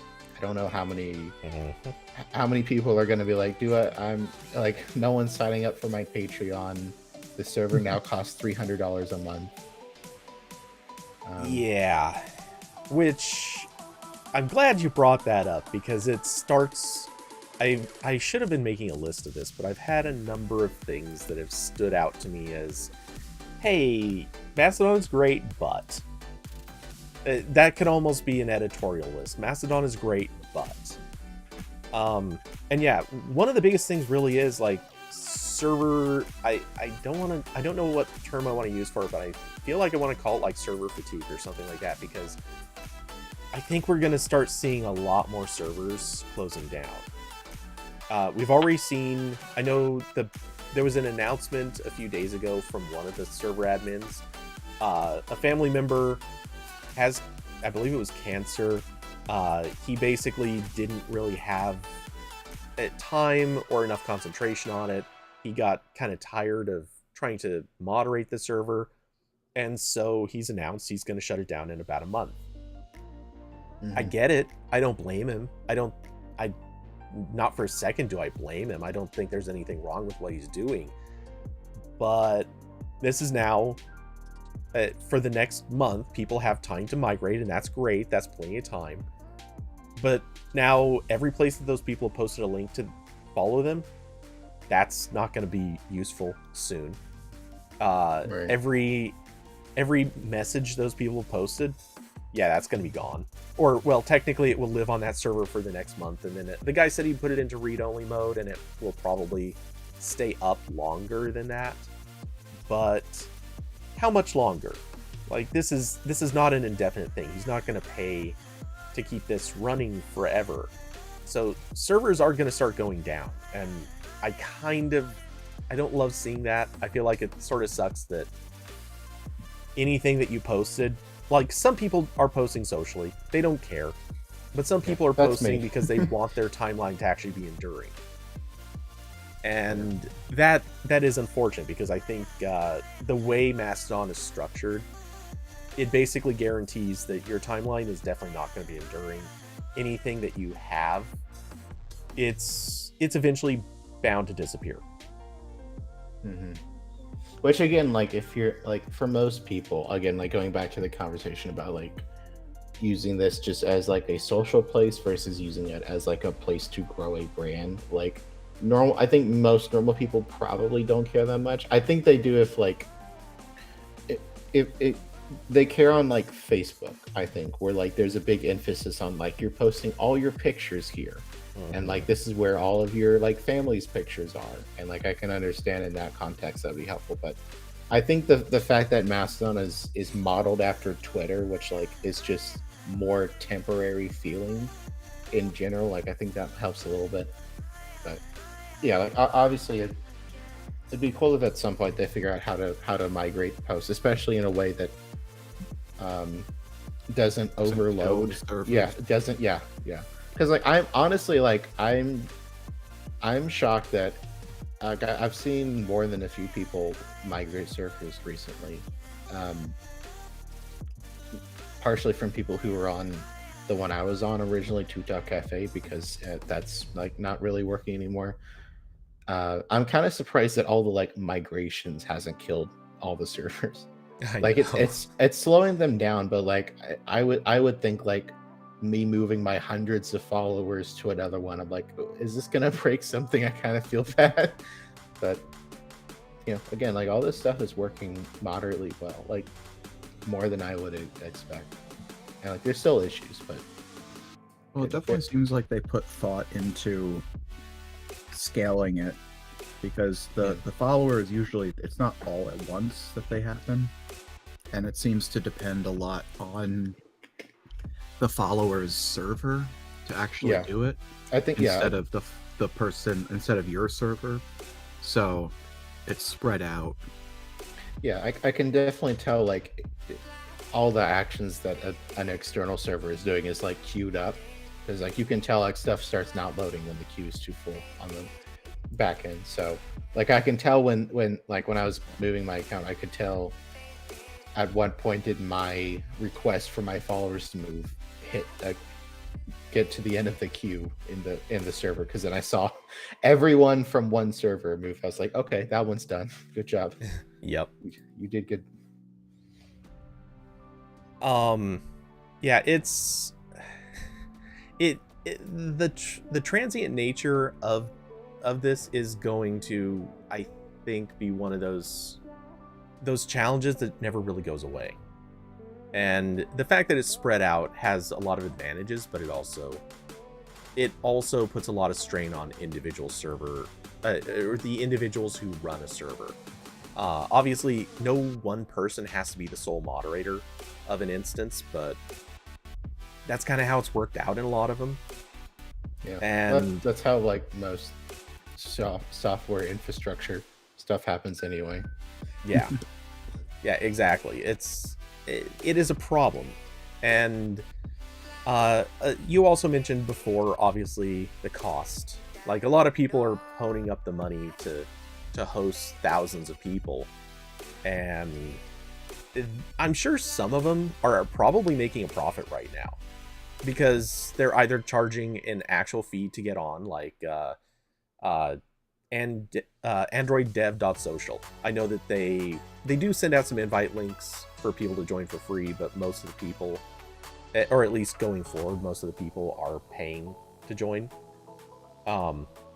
There are obviously other servers where it's just totally free. You're welcome to join. You're encouraged to donate. But yeah, some of these servers I think are not going to make enough money through donations. And that's also going to put a strain on how long the server is going to endure. Some people, I'm sure, will happily pay for it out of just the goodness of their hearts and wanting to have this thing and support this thing. I think other people, it will fatigue them. Between doing a job of moderating the server and paying for it and everything else, I think that's a thing people will... We're going to see probably within the next 6 months to a year. We're going to start seeing a lot more servers either folding or at least just closing to new people forever. And to put it simply, I think they're just going to hope that most of their people move on, which is the instance I'm on right now. I've already seen that guy sort of paying respects to the server that is announced they're shutting down. And I kind of get the impression he's planning to kill his server probably in the next few months too. He just hasn't committed to it. Mm-hmm. So I know I'm going to end up having to move. Yeah. I'm just kind of hoping that they implement the ability to migrate your messages before I move. That's the thing. That's the one thing that needs to be implemented somehow. Even if it takes like 10 days or something to migrate your posts, like it only posts one, like it only actually it adds one every 2 hours or something. Just some way to queue it all up to happen and migrate everything, because as is, the migration is pretty great. Like it could be better with having your following list, your blocked list, and all those migrated automatically, but it's easy enough to export the CSVs and re-import them. It's really just the posts, but otherwise it's really easy to move. Yeah. And even migrating the posts, I do acknowledge there is a bit of a challenge attached to that, wherein anyone who has links, like original links that point to a specific instance, those links could become dead. Maybe they could become redirects. I don't know, but one way or the other, that possibly creates other problems. Like, this is the side effect of being decentralized. You start having sort of the standard functions of the internet start to become and feel outdated. They don't really structure well with being decentralized. So yeah, more problems, not insurmountable, not necessarily things that everyone needs to worry about, but they do impose other sort of a plaque sort of thing. Like it's a crud that we have to work around. Yeah, and obviously, like I'm in a bubble in this because I'm a very tech person, so I'm used to like the rough edges, fixing things that just don't work right. Right. But like, well, we're developers. Like, we're used to fixing things that don't work right. Yeah. Well, that is to say, like I'm more techie, so like obviously I don't have a lot of the problems that I see other people complaining about, but it seems like the issues with Mast-o-don are just kind of like would be nice to haves. Like there's not like this isn't like when I was using Allo from Google when it came out, and it's missing every single thing I expect in a messaging application. Like it's just like, yeah, it'd be cool to like move all my posts to a new place, but like I can already move all my followers and my following and all my other data, so it's not that big of a deal. It'd be cool, but I'm not gonna cry over it. Like it's I don't know. It's like it's in a pretty good place. I think it's really just like these little small nice to have things, and they still haven't like quite figured out the UX. I saw the main dev is still like messing around with like the actual like language on the main website to try to make it more clear like how all this works. And I know a while ago like Mastodon used to use the word like instance for all these, and eventually they just changed to saying servers, which is probably a better move. Okay, so just coming from being the perspective of being a developer, I think the word instance is such a natural term for us that it feels it feels good, like we're used to it. And I think regular people have no effing idea. It's such a foreign term to them to use it. It's like a word that like here. Yeah, it's like a word that like doesn't really mean anything on its own. Like it has to be in some kind of context. Well, it's almost kind of just a DevOps thing, another DevOps thing. And if you don't know it, if you're not accustomed to it, it sounds really foreign and weird. So I think server was just the natural right choice for it. Even I had to try to get myself used to saying instance, which now that server is kind of becoming the more preferred term, I'm having to mentally switch myself back to saying server. I had to edit that out of my editorial, like in like 2 places. I'm like, no one, they don't say this anymore. So yeah, just like toot versus post, like toot is going away, it's going to be post. Instance is going away, it's going to be server. And I wonder how many other little things in Mastodon are going to be kind of discouraged as time goes by. Sort of like the term defederated. Yeah. That is a really fancy term for block. Like I know Diablo said Discord might have helped in making more people understand this concept, but like not really, because like it means a different thing there. And it also means like my main place where like I'm like really in tune with what a server is Minecraft, which is also in a different way. Like every other instance of this is like you're talking about a completely like shut off world. Like this is your Minecraft server. You go play on this one and you can go play on the other one. It's the same with Discord. I can't like have places that are across 2 servers. So I think that might be working against them here just a little bit, but like I think that's still probably the word to use, because it also, if you vaguely know anything about technology, then not technology, but like how internet infrastructure works, like you already know what's going on here. Well, depending on who you ask, the word server means so many different things. It like obviously if you're going and talking to anybody who is thinking in the context, hey Carson, hello. If you're thinking in the context of say Facebook or Twitter, the word server has historically meant a appliance that is a single part of this large amorphous thing that is all behind a single URL. Basically, servers are a implementation detail, and that's it. No regular person even sees or is aware of them. Hey, Nils. Good to have you here, too. Hello, Nils.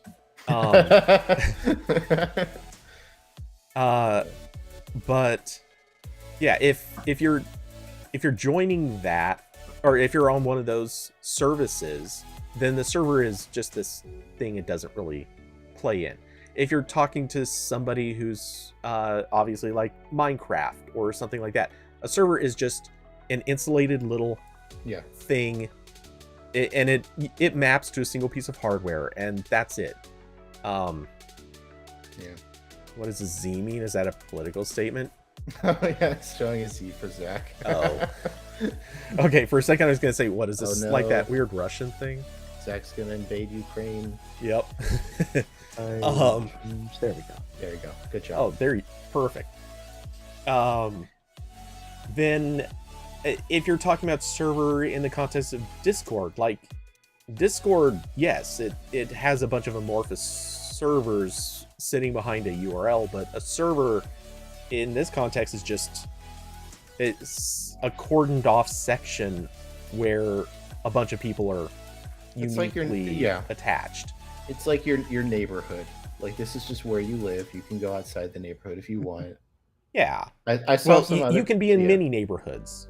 Yeah. And I saw some people say, like, maybe they could say, like, provider instead. I don't think that's not what you should do. Oh, that just sounds so bad. Yeah. Like, I like, they were like, oh, it's like your email provider, but it's like, no, it's not like, it's not really how, because like provider to me is like you were just the conduit for something.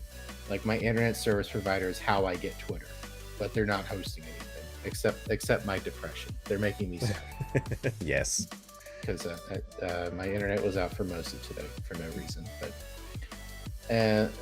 so like that's still an issue, and like part of that is like figuring out what words to use, and part of it is just like you have to get used to a new thing, and a lot of people don't want to do that.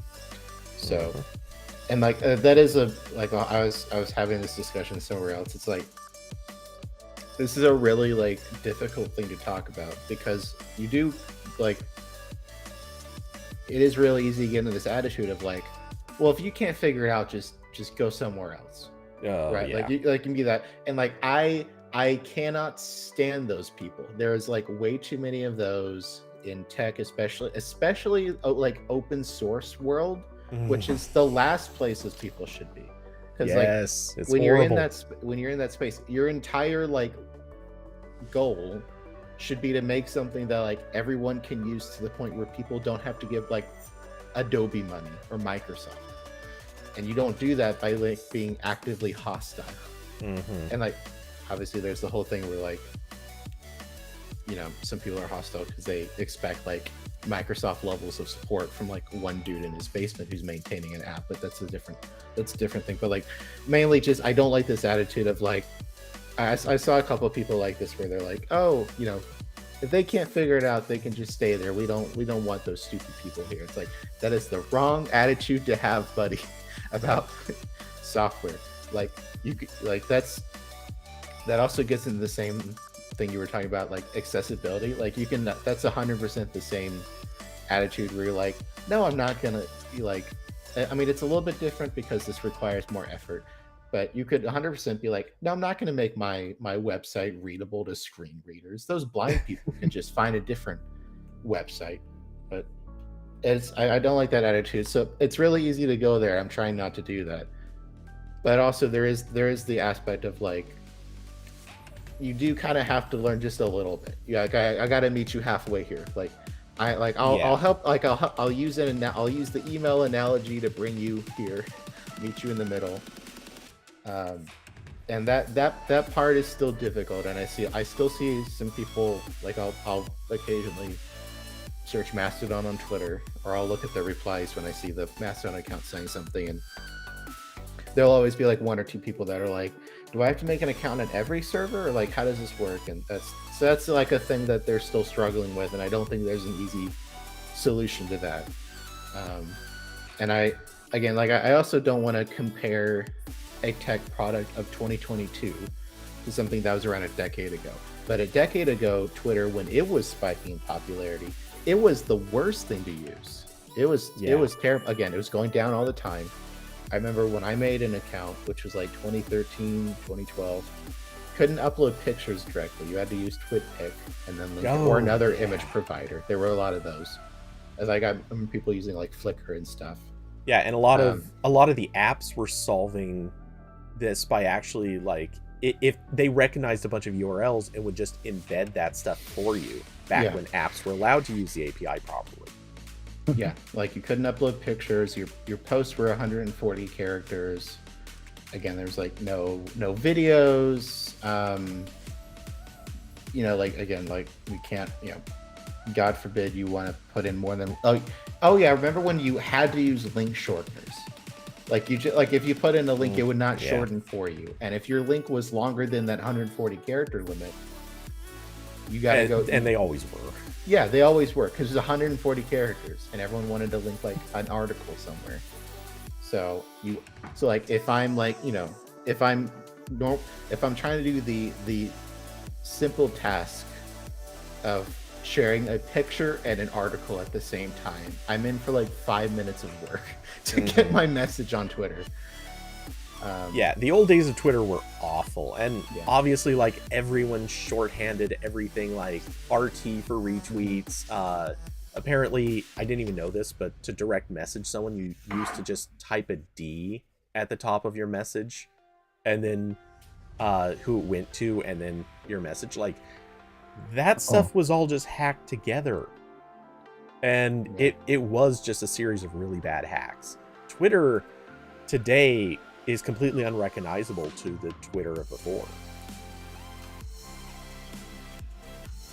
Yeah, and like I'm not saying that to be like, I mean, I want to be the like, hey, like, Twitter became popular despite all those limitations. Like, you can learn a little bit about how this works, but like, we're obviously different now. People have different expectations for services. Like, I'm not expecting like someone today when they're buying a Mac to be like, oh, you don't know how to use AppleScript? What's wrong with you? Like, so I'm trying not to be there, but also like my point is just like, a thing doesn't have to be boiled down to like the most simple thing to use for it to catch on. Right. And like you like every one of these platforms, I think you have to learn a little bit about how this, like, there's always like a couple things you need to know, like for everything. Like TikTok became wildly popular and it functioned completely different than basically every other service. Like, everyone's copied it now, but it was pretty different than like any other social media thing before. Well, I guess. Okay, so I do want to draw one fine distinction. It's definitely the distinction you've been making, but I want to phrase it in a way that I think hammers home that point. It's one thing if there are people who are just genuinely confused or having trouble understanding a thing. It's another thing when there are people who just genuinely aren't trying. And I'm not going to name names. There's somebody of a lot of popularity that I saw was a perfect example of this. He complained that Mast-o-don was just too confusing. This is a tech personality. He has no reason to be complaining about this. He can easily figure it out. I know he's smart enough. And he's choosing not to be. And it's a perfect example of that. If you are choosing not to be interested in this, if you're choosing to find it confusing, then yeah, go ahead, go somewhere else. Because you're never going to want this. And this is a person I'm pretty sure just is determined to stay to Twitter until they lose too much of what's on Twitter, and then they're forced to move, at which point they might. But yeah, that's I think the difference here is some people are determined to not learn anything about Mast-o-don. Other people are genuinely confused. And for the people who are confused and don't understand things, this is a sign of something that Mast-o-don probably needs to adapt to. Not necessarily change, but we'll say put training wheels on. It's something to help people make their way on.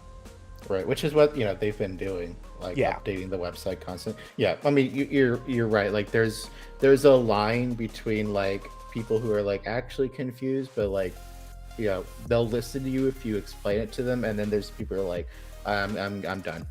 It's like literally me with like cars. I'm like you fix it. I don't know what to do here. Yeah, exactly. Yeah. Which like again, like I can understand being that person. You're like I don't want to deal with this. I'm just gonna go about my day. But then if I do that, I'm not gonna like also bitch about it on Twitter and be like, this thing's stupid. Why does anyone want this? I've seen a couple of those people and it's irritating. Maybe cars weren't the best analogy for this. Yeah. But not that this is the best way to say it, but I feel like it's one of those things. If you're talking to someone, they say that it's confused. Obviously, we're talking over the internet, so it's not as easy as this. But if you were talking to somebody in person, they say they're confused by it.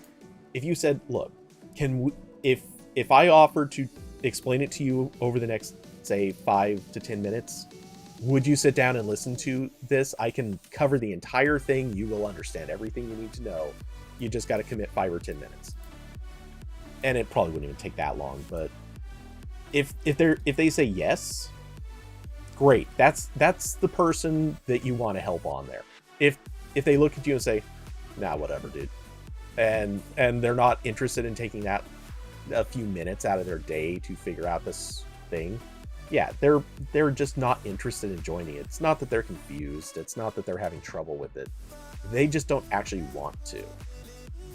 Yeah, and like again, this is a like I in any other context, I would say like a tech product that you have to like explain in like Android a paragraph or two. Yeah, it's like you like something went wrong here. Like this is not good UX, but like I don't think they can really boil this down anymore. Like the way this is set up, like if this is too complex, then like, you know, the solution for this is for you to switch to a different like centralized thing.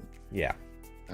Which again, like, is unfortunate because ideally everyone would be on this network, and then anyone could just be on whatever, you know, social app they wanted, and we can all talk to each other. But this is just a thing that like most people aren't used to, and it's difficult. But like I don't know. It's interesting, and the increased adoption of Mastodon might lead to other stuff. I saw I'll put this in the YouTube chat. I think this is the person who runs Automatic, which is like the WordPress company, and they also bought Pocket Cast recently, and they own Tumblr. They bought the smoldering remains of Tumblr from Verizon, and they've like been slowly trying to rebuild it. And I know he mentioned this before. I don't know how long ago it was, but he mentioned again in a Twitter thread that he's they're considering like what to do with Tumblr like long term, and they mentioned that like they would potentially be open to adding like Fediverse support. Like you'd be able to follow people on Mastodon and vice versa, which is really cool. And like I saw this the other day, and I was talking to someone about it, and like Facebook would never do that in a million years. Like every other, I think like 90% of social media sites would not do. Twitter would never do this.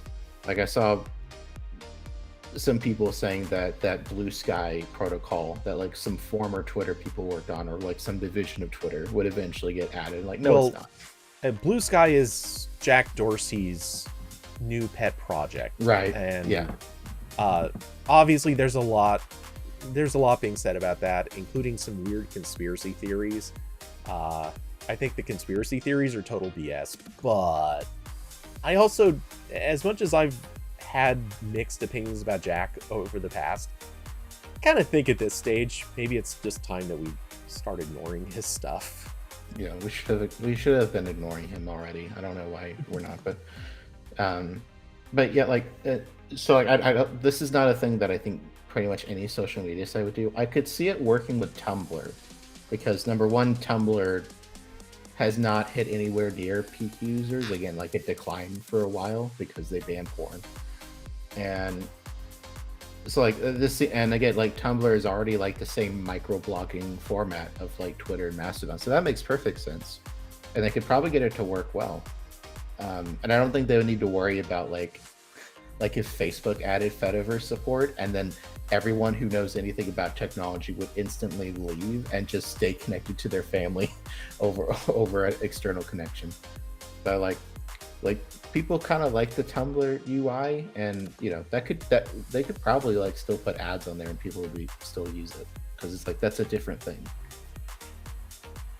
It is a different thing, and I mean, you mentioned ads. I feel compelled to bring up the point that while so far as I'm aware, there aren't any Mastodon instances or servers that are pushing ads, but I think we do have to kind of admit one of these days that's going to change. There are definitely going to be some that do add ads, at least to their web interface. Hopefully they don't start doing what Twitter did and inserting them into the feed, but you never know. Yeah, that would be a little bit. Yeah, I mean, I think it's an I inevitability, just Yeah. because there are going to be some people who don't want to keep eating server costs for other people's enjoyment. Yeah, and unfortunately, fortunately, I don't know why I said unfortunately. Fortunately, we're past the point where like a JavaScript crypto miner in the background is worth anyone's time or energy. Oh, I know. I want to say back in the day there was at least one Mast-o-don server that had one of those. I don't know. I don't remember which one it was. If that's true, I might be imagining that. I wouldn't doubt it for a second. It's one of those things that's just bound to happen. Those were everywhere for yeah a while until Chrome was finally like, all right, if we catch a like JavaScript thread going 100% for a minute, we're just blocking it. Yeah, crypto miners. Yeah. So like that'd be cool, you know. And then if Tumblr's on there, that could be like a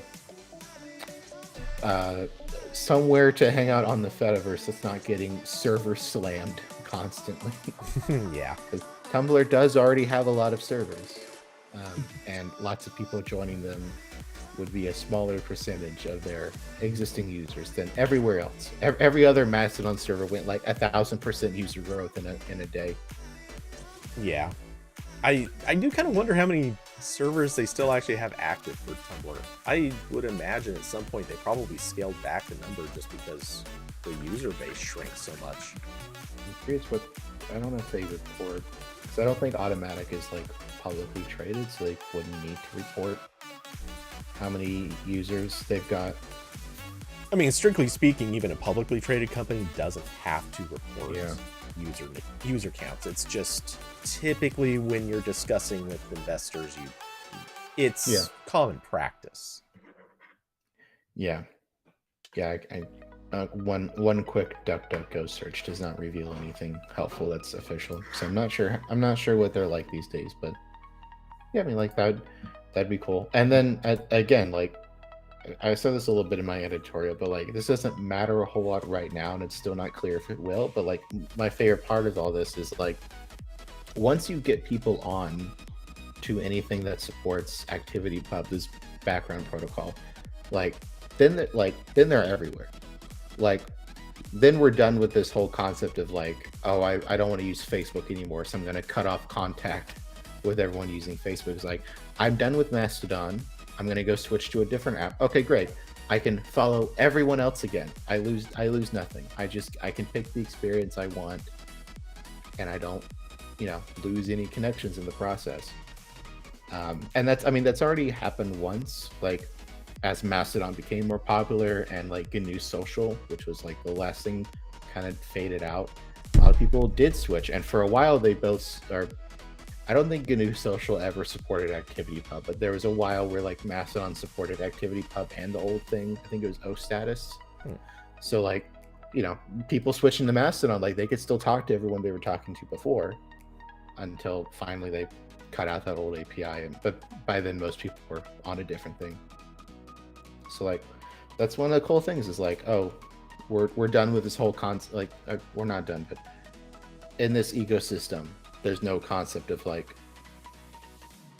you're stuck in this silo, and like if you can go somewhere and not lose people, which is like we're all in train. We're like, oh, I don't want to go off Twitter because then I like can't talk to all these people. Like that's just not a thing with this, and it's really cool. Yeah, and believe me, there's a part of me, and this is certainly part of the reason I haven't killed my Twitter account. Part of me does look at the old follower base, which I know full well. I've looked at enough of the follow notifications to see it's a lot of PR people, companies that definitely do not actually follow their people that they're following. But my follower count is near 1,000. I don't like leaving that much behind, but at the same time, I know the vast majority of that is not. It's not real followers. Right. But I also don't want to lose the actual people who are real followers. Some of which are just friends. Some of them I don't want to lose. Other people, I'm sure, are following me because they actually just want to see whatever I'm posting. And I know a lot of those people have not hopped over to Mast-o-don. Clearly, the vast majority have not. But Right. also the numbers for Mast-o-don are going up. So I'm hoping more and more people do want to make that jump. Yeah, like I don't think I'll ever like delete my Twitter unless something. Well, again, I shouldn't say that. We don't know what's gonna happen tomorrow, but Well, delete versus read only. right, yeah. Like I can see it because I have been moving in that direction for like a year. Like I just had it's like a couple of days at a time where I'm like, I'm just not gonna open this. Like it's too stressful. Like it bullies me into looking at the trending page, and then I have to see whatever nonsense like Tucker Carlson said that I don't care about. That's makes me angry, and then I click the replies because it's how you're supposed to use the app, because the anger makes you return a user. Yeah. So I'm just like, I don't need this right now, and then I just don't have it. And I've had more of those, and again, Twitter is now just in the web browser now. I don't have any of their apps anymore, which is annoying because of course I just bought Macs a couple months ago, and Twitter has a really nice Mac app. But Does it? I've never used it. It's a very nice Mac app because it doesn't support the new verification types, so they don't show it. yeah. Oh, that place is burning. So I do have to bring up, I feel like this has got to be the probably the thing people are least eager to say or talk about with Mast-o-don, but it's that every instance or server, whichever term we'll take, every instance or server is run by a person who also kind of imposes whatever rules they want. And for the most part, I think most people just generally not have a problem with this. And for the most part, it has played out the way that I think most people would argue is reasonable.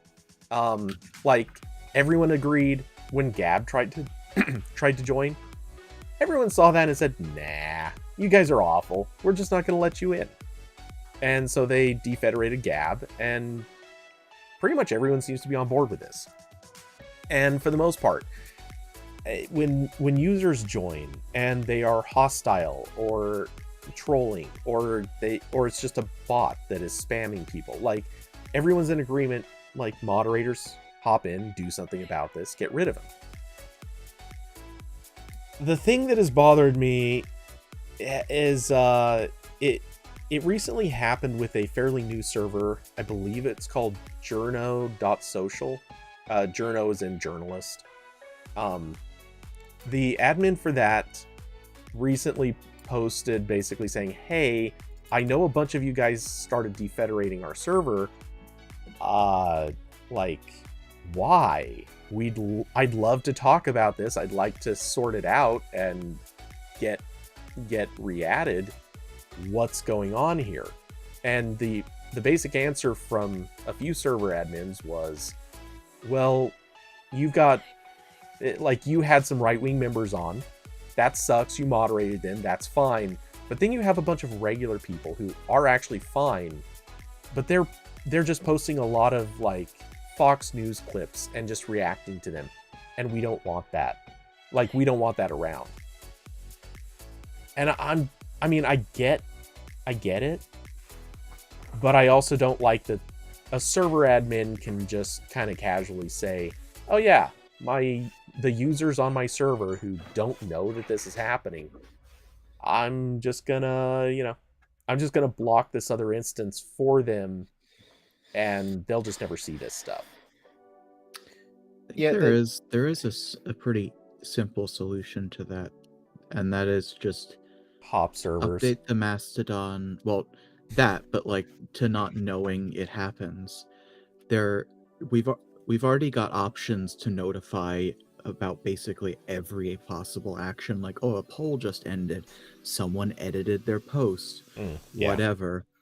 Add another option so that you get notified when your server blocks another server, and build in an interface to show currently blocked servers. There doesn't need to be like a reason field like some servers have been putting up.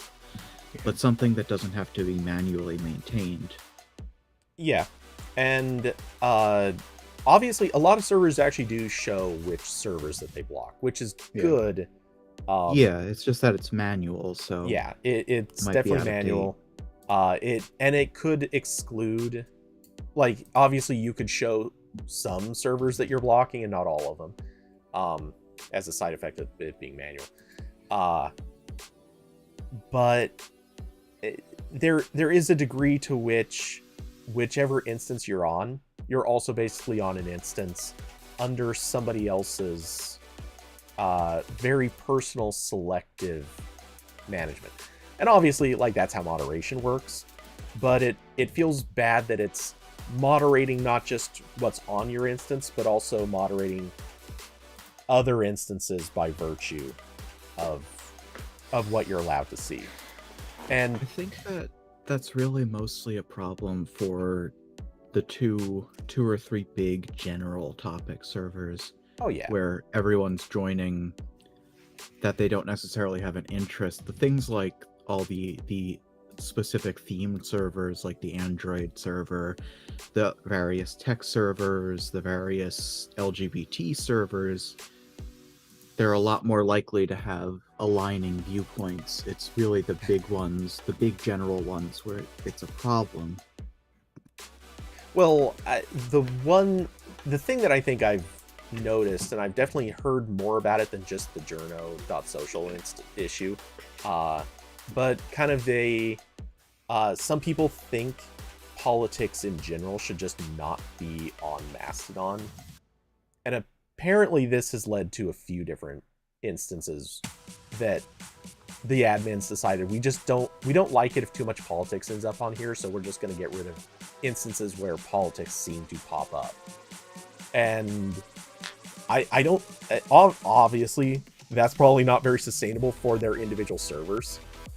just for the fact that at some stage you'll probably block so many instances that other people are going to be like, yeah, we're just going to go over to those other places that are still okay. But it does strike me as problematic.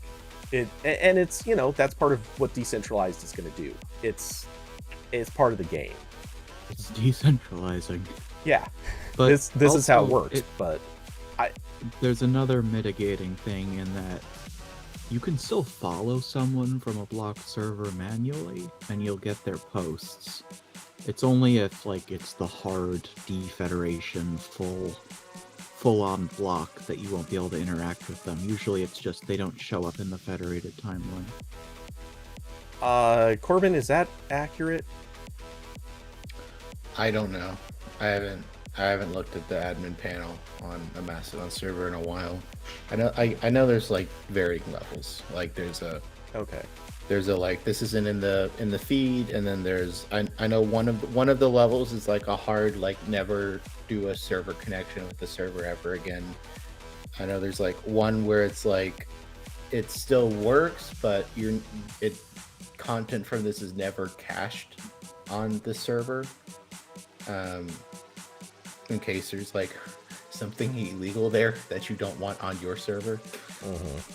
But yeah, I haven't looked at this, and all this has changed in the recent updates as well. But yeah, I mean, the moderation thing, that is like also the one thing that is difficult to explain when you're trying to boil this down for someone who is like, why can't I follow my friend on this other server? And you go, okay, well, there's like this whole decentralized moderation thing going on. So like, I don't know, but like I don't really have an issue with how it works right now. Again, like, I think the idea of notifications for when a server gets blocked is helpful. That they should add that. That would be nice.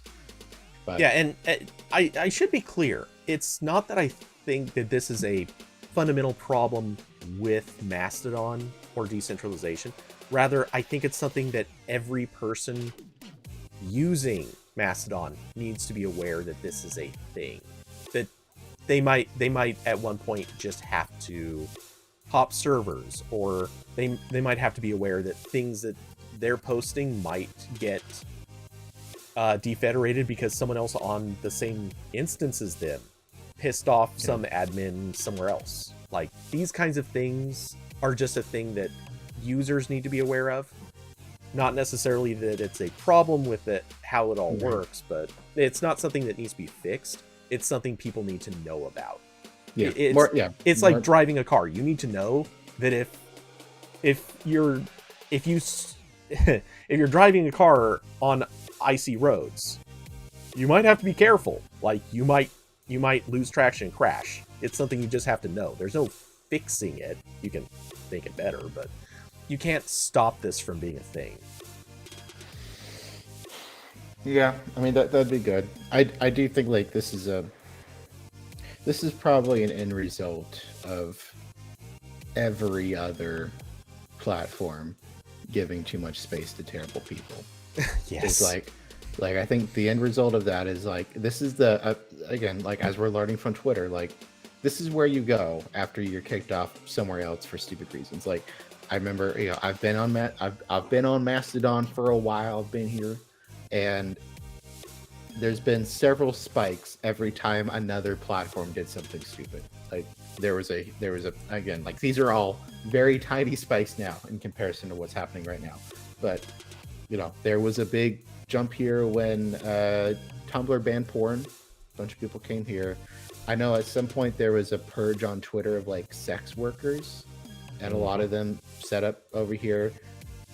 So like this is a thing that keeps happening. So like I think as a result of every other platform catering to bad people and also making stupid decisions leading to the people who get kicked out coming here, I think there's like generally a culture of like, we're done. Like if I even see someone being a Nazi, you're done. Your whole place is done.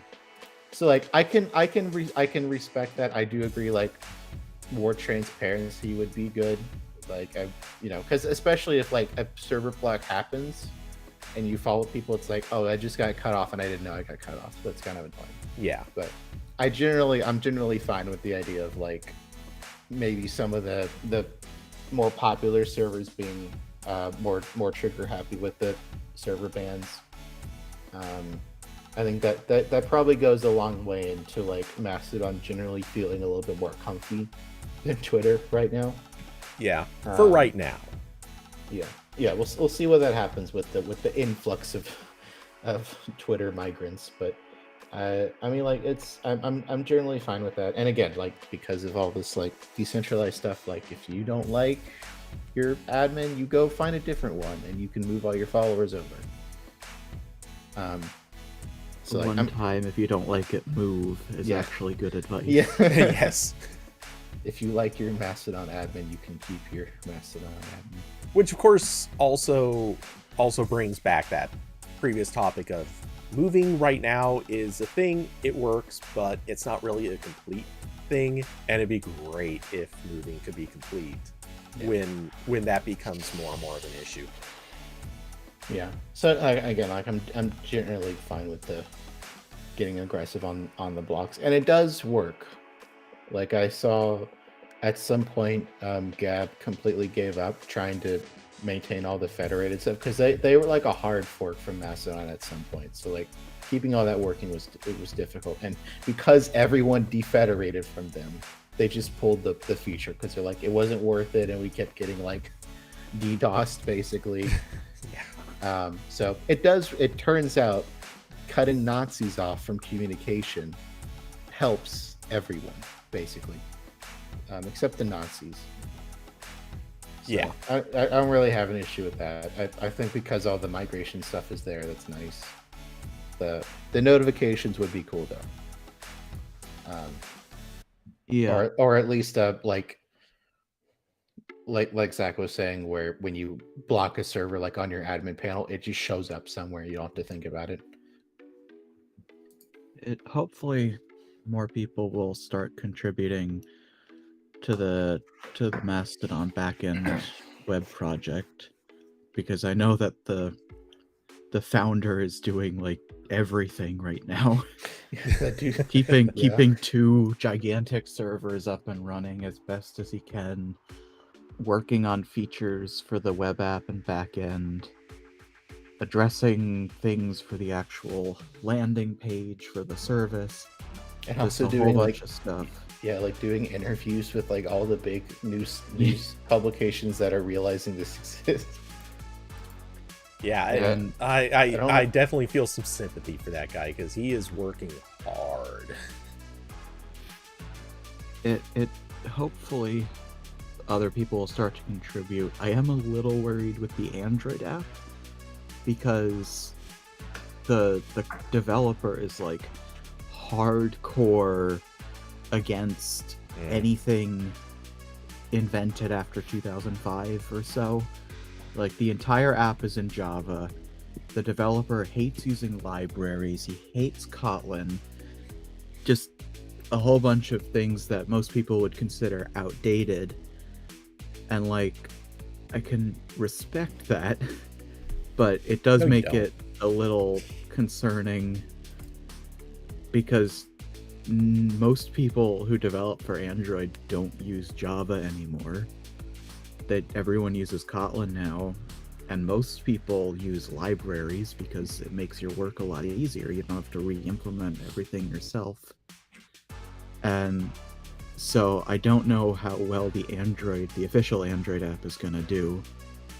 I know that doesn't matter too much for if you're more into the platform because the API is so open. Like, it's the same API for the official app and for any third-party app, so you can use, like, Tusky, or there are already a bunch of people working on a version in Jetpack Compose that's going to be cross-platform. Yeah, I was going to Tusky on GitHub because I was curious, and they are all Kotlin. Or it says 82% Kotlin. I don't. Yeah, they're moving a few things over still, but they're mostly Kotlin. Really quick, I know this isn't the most important thing, but just to address the comment that almost everyone uses Kotlin now, no one uses JavaScript. Believe me, when you start looking more at the, like, sort of, obviously a lot of the older apps that have been around for a long time, a lot of those are still just in Java, just because they are. There's also a lot of corporate developers that just don't care.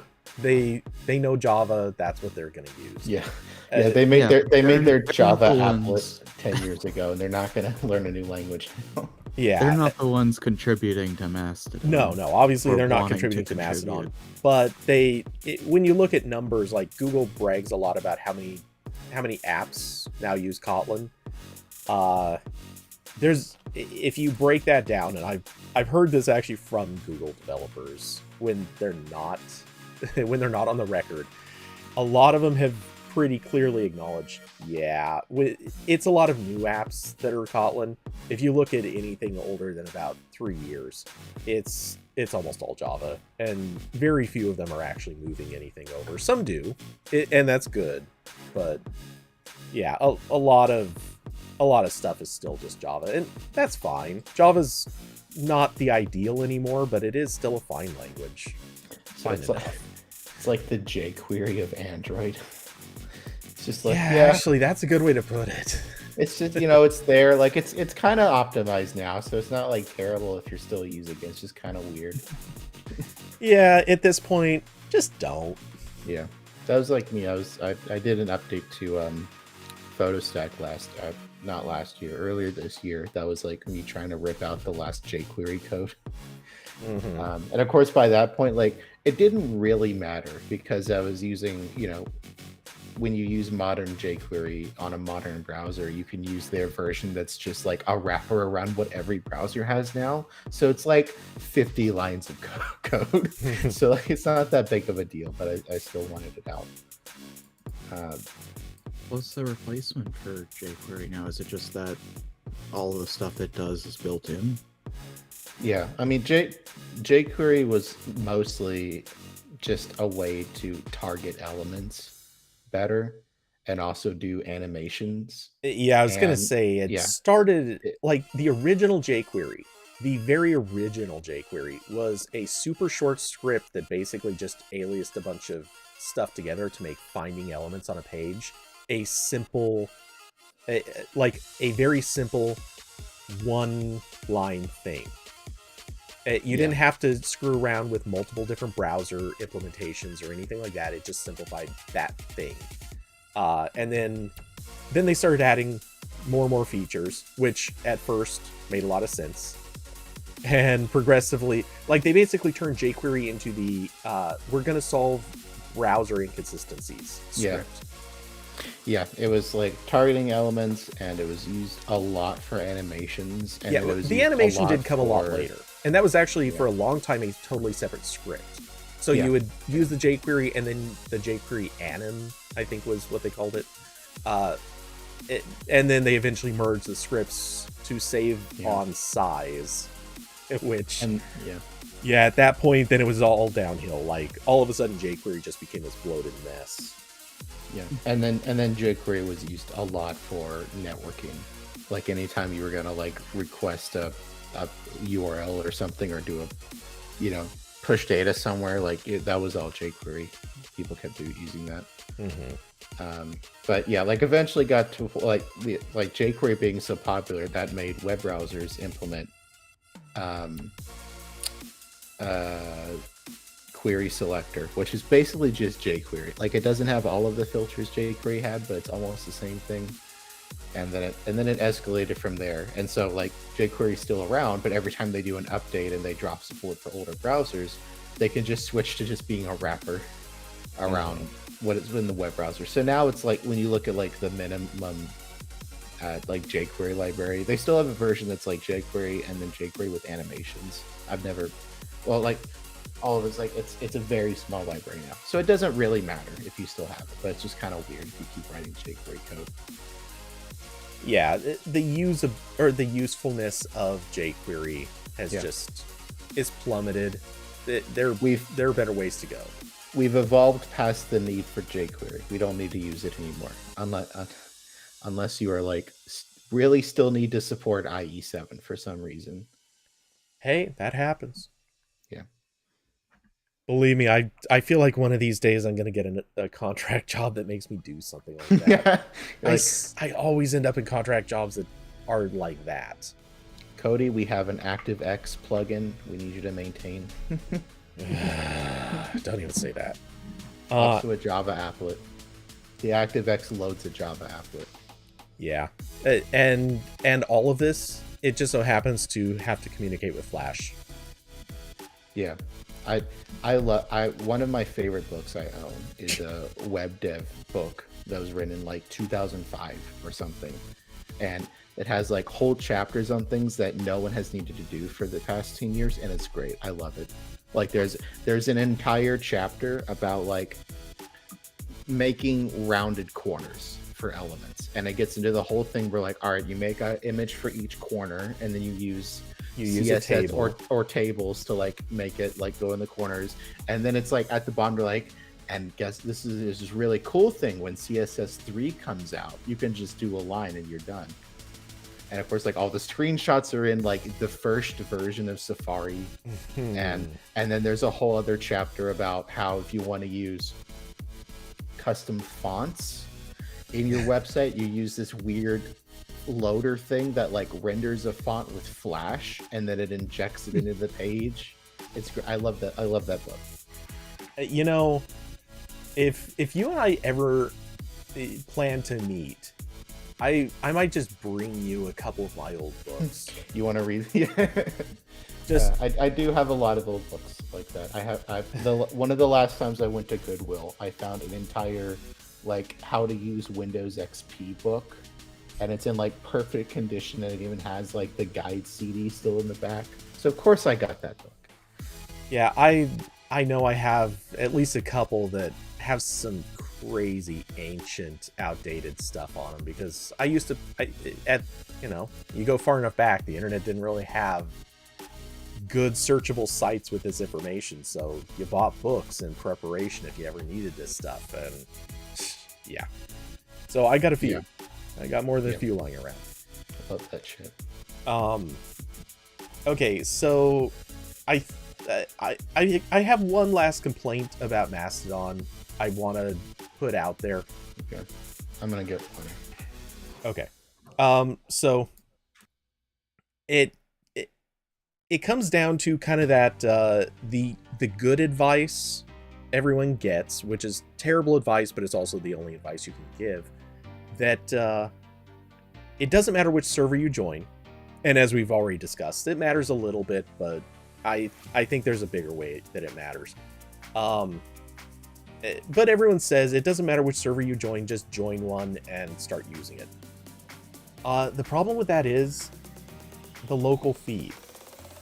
Like, there are certain servers, if you join them, your local feed is going to be a mix of like a dozen different languages, various people talking about things you couldn't care less about, things like that. And that sort of really cuts you off from a lot of interesting discussion.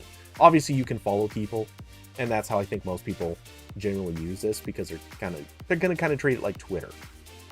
But yeah, there is so much to be gained by hopping on a server that has a good feed that fits your interests. The huge problem is that if you hop onto a server that serves one interest, you don't necessarily have like, no person is one thing, or not typically. I mean, obviously we've all known that one person who's like super hooked on one thing and everything else is completely ignorable. But like, I'm an Android developer. I'm a developer.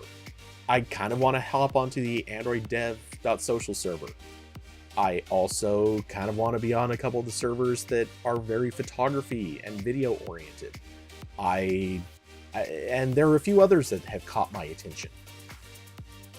It kind of bugs me that it is so hard to follow that stuff if you're not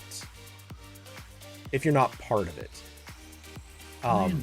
So you can use hashtags. You can make lists. Well, yeah, you can follow hashtags, but honestly, that also that becomes reliant on those servers that are very focused on a thing actually posting those, or the users need to actually actively post those hashtags. And some do. Some are good about it. But I think that's more the technology-oriented people are good at that. Though some of them are very forgetful too. One hack that I did discover, I didn't know about this until I didn't know about this until a few hours ago, when I was followed by, what was the name of this? I love the name of this account too. I gotta scroll down and find this real quick. But it was something like computer at, yeah. So the account and server name for this is @computer@someone.else's.computer. Which it's a great domain. It really is. And I read the description. I didn't know about this until just now that this was a thing, but it's kind of interesting. It reads, "Hello, this is a non-automated but rarely monitored account that the administrators of the someone.else's.computer instance use to federate content from largely academics onto their small server's federated timeline. By following members of academic lists, this means we can see and search your hashtags and discover you, even if our small handful of academic users haven't yet followed you directly." So evidently this is a thing. You can basically follow a bunch of people just across wherever and make it appear in the federated timeline. Or maybe this appears in the local. I don't quite get that. But I am kind of curious about this, because this seems like it could be a great way to sort of get the benefits of seeing communities without necessarily following everyone. But it seems like this still has to manually follow every person at some point. Yeah, I have seen especially smaller servers do that, where they have a bot that just follows everyone. Mm-hmm. And that's like, if you have the server resources for all that, that's really nice for like browsing hashtags and stuff, because it gets real lonely if you set up a single user instance. You're like, I want to see what people are talking about on this hashtag, and it's just your posts. Yeah, and that's one of the things that has bothered me most is I've thought a few times, like, how great would it be to self-host, because then I don't have all those other problems that exist when your admin might not be very good. But yeah, it also kind of bothered me as I was looking at it, like, yeah, but as great as this is, like, self-hosting means that whatever your local feed, like, your local feed becomes useless if you self-host. It's just a non-existent thing. It's just you. Yeah, it's just your home. It's just a mirror. Yeah. Home and local basically are identical at that stage. So what's the point? So I kind of like this concept, but it still falls short. And I would love the ability to just sort of snoop, I guess, on individual instances. I want to snoop on their local timeline and see what people there are posting, rather than trying to follow and look at lists and hope that people give you ways to follow them. That doesn't feel like it works very well. Yeah. I would. Again, this also gets into the question of like adding more load for a server, but being able to add another server's local timeline in like a column on the web would be really cool. I know that's been requested over the years. I don't know if that's been shot down or not, but that would be cool. Like, again, going back to that server someone made of just like people living around me, like that'd be cool, because it's like I'm checking in on what other people who live around here think of this thing that happened down the street or whatever. One of the things that kind of building on that point, one of the things that I think needs to eventually become an evolution for Mast-o-don is, like, we have our accounts. That's great. And they can live on our servers. At some stage, what I think would be a good solution to this is if they could build what would effectively be community servers, where people don't have individual accounts on them, but instead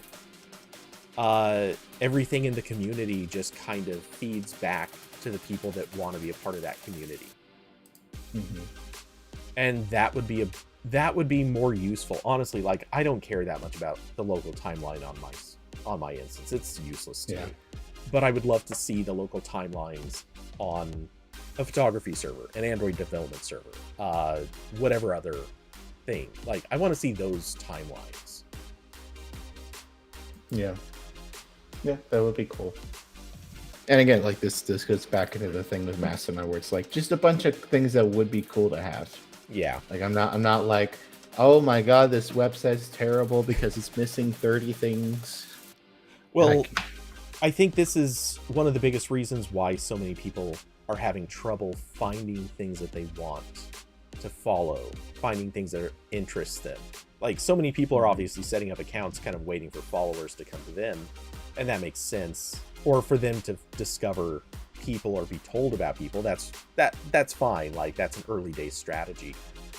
But the thing that keeps people around is sometimes having an easy way to discover something by topic, rather than by relying on the other people you already follow or follow you that tell you about things. Yeah.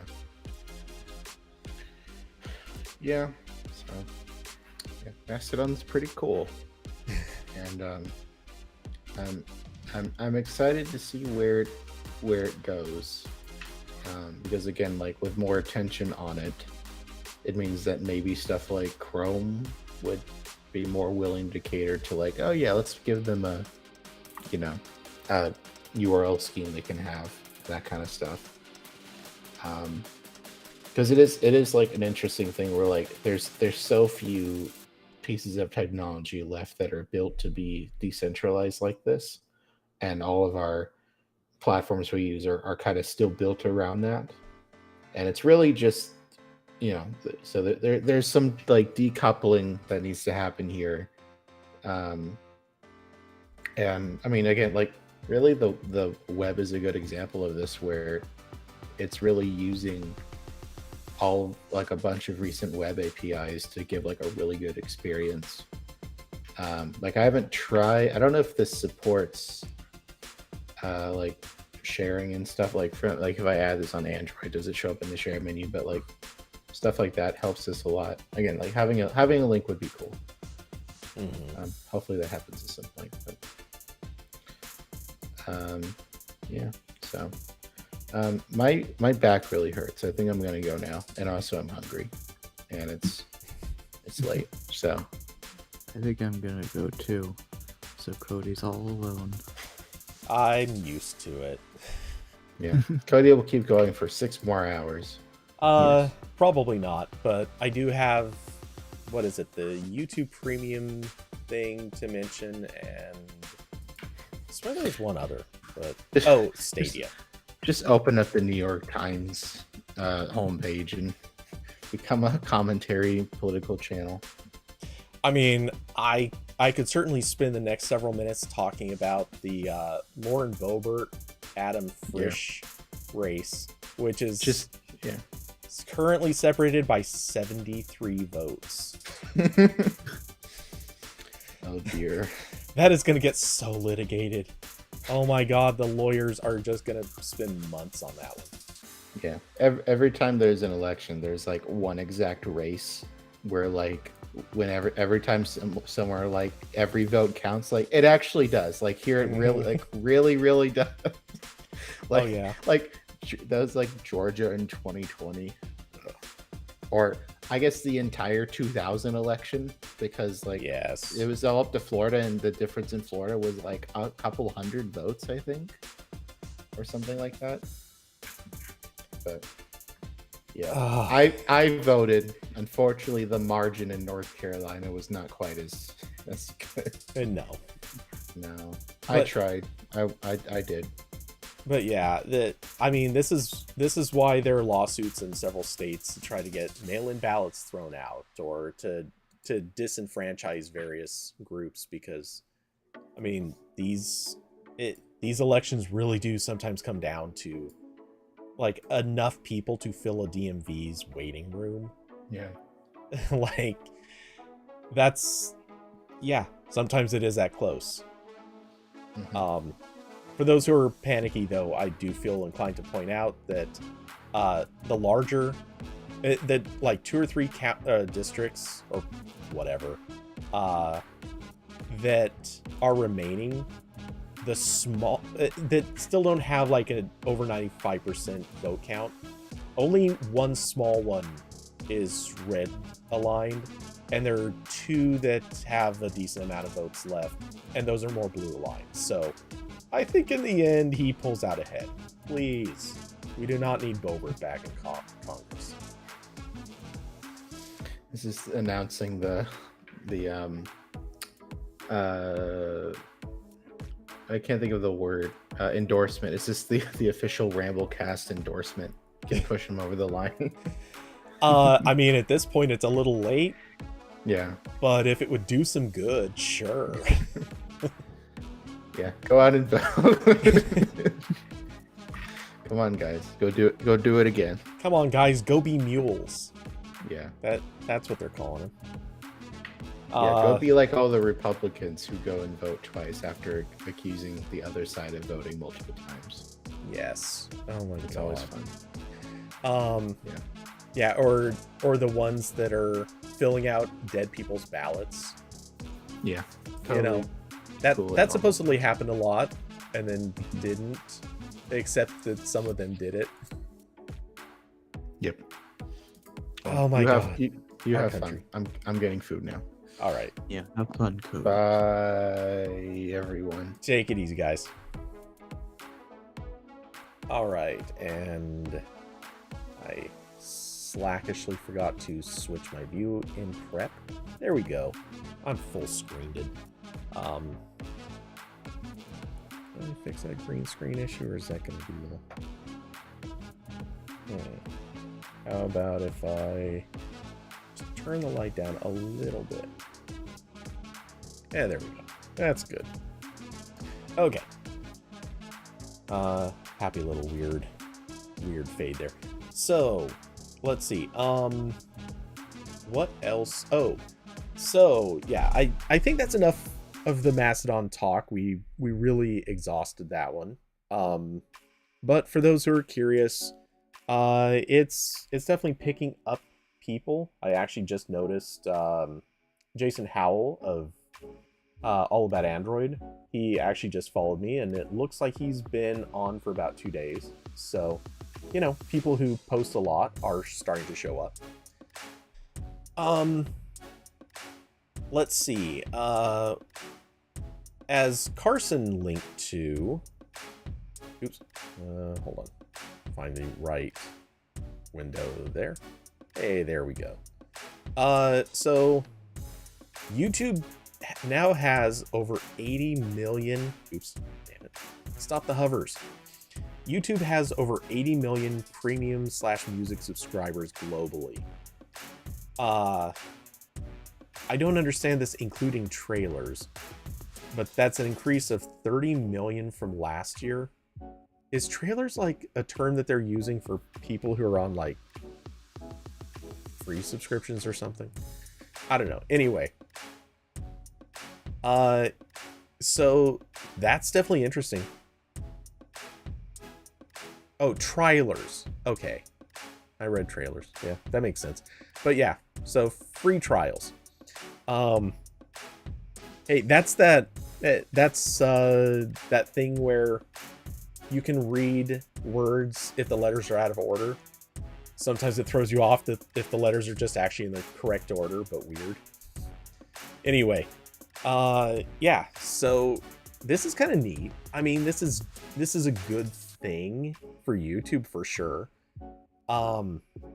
It's also a little iffy in a couple of ways. Obviously, this is significant in that this is the giant service that is already giant and didn't really need a bunch of subscribers, are technically taking away subscriptions from other services that offer music and streaming for subscription.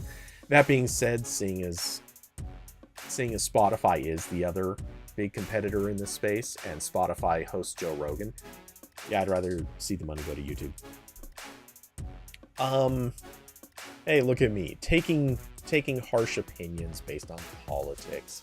Actually, that's not really based on politics. That's just based on good taste. But anyway, so cheers to them. That's an accomplishment. The one catch to this though, like that kind of let's spin the narrative. They have increased the amount of ads that show on YouTube by like double. And supposedly for some people it's even worse than that. So they have, and obviously they have a few like features that you get in addition to just being ad free if you subscribe. And I think that the combination of sort of paywalling some of those features that really should never have been paywalled, and the fact that they've just crammed so many ads into YouTube, they kind of force people into being subscribers. So, I mean, it's not great.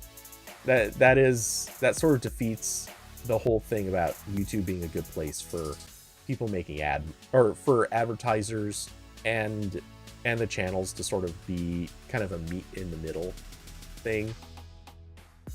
So YouTube has pushed people maybe a little too aggressively, but hey, that's where we are.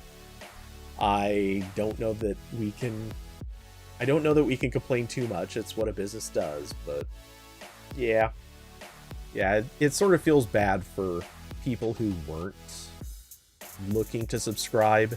They're kind of getting an increasingly awful experience to sort of goad them into becoming subscribers. And with all that said, seeing as they also just raised prices on family subscriptions and very surely will be doing the same to individuals in the not terribly distant future, yeah, kind of disappointed by this.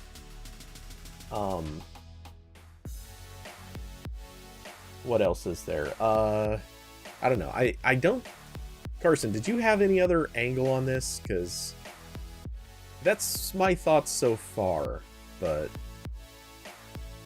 kind of trying to think if there's any other particular factors here, and I don't think there really would be. In the meantime, Let's see. Wait, would I be... Am I doxing myself at all if I... Okay.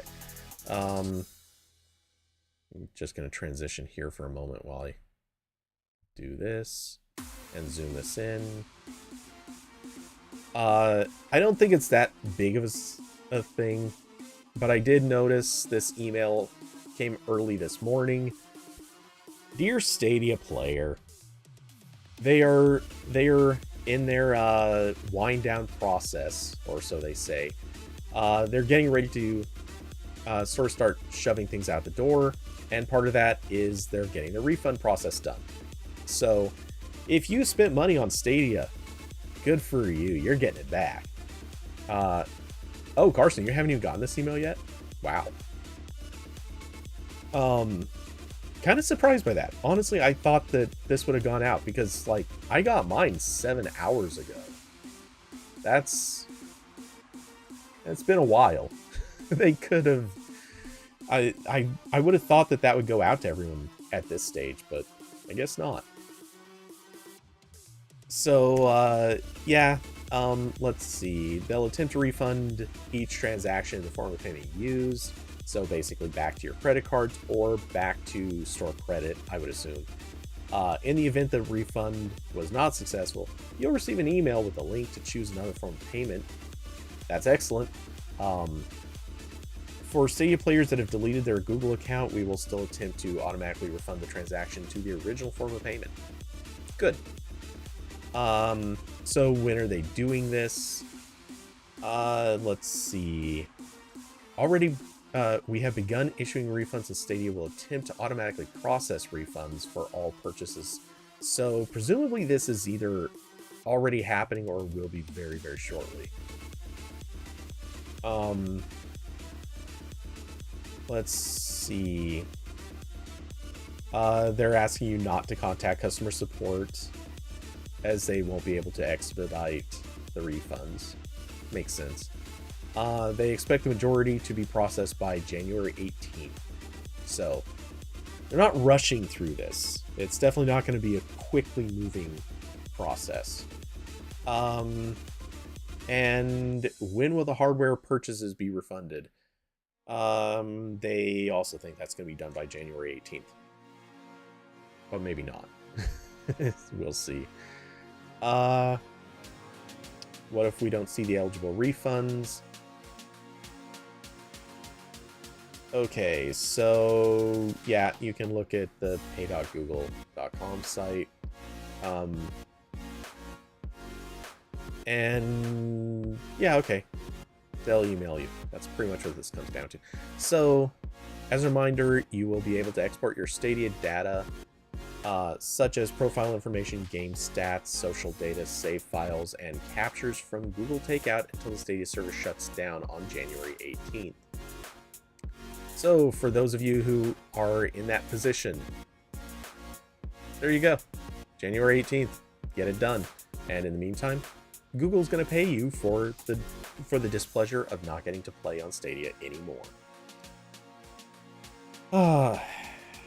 It's a shame to see it go, but I can't say I'm surprised. We all knew it was coming. Obviously, we knew it was coming before they ever even announced it was coming. The inevitability was sadly just kind of there.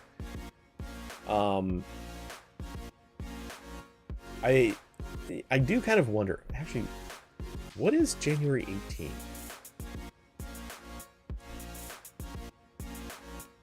I have not actually looked at this. January 18th falls on Wednesday. Should we game stream? I don't know if I'll be free to do it, but should we game stream?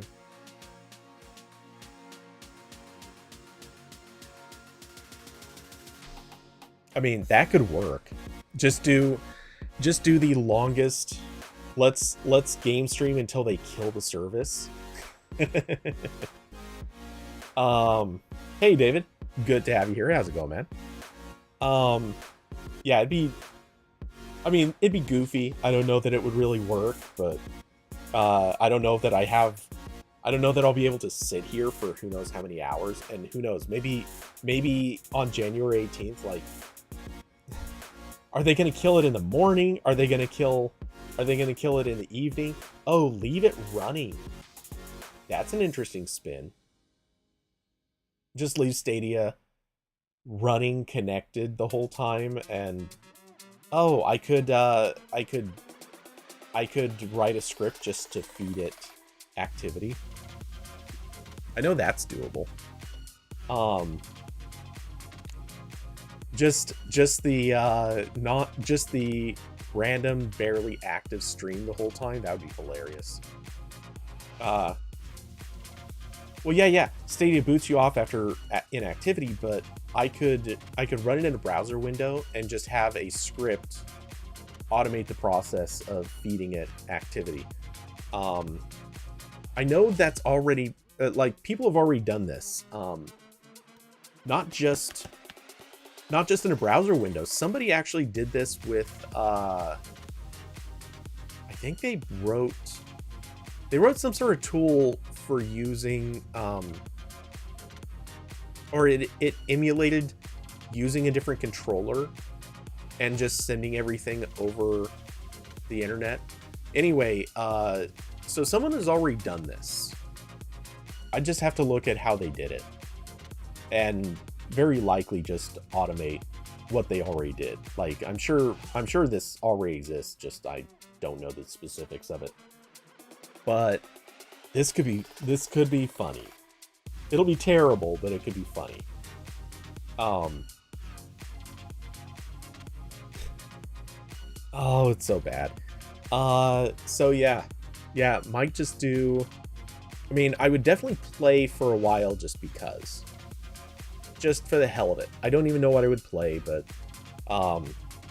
yeah, I could just set up a stream, start streaming it like at midnight, do some playing on it, then go to sleep, wake up, and resume playing or whatever. But yeah, just the whole time it would just be a live feed of this thing. And if it fails, it fails. If it doesn't, it doesn't. But if it's still up when I return, continue playing until it eventually dies.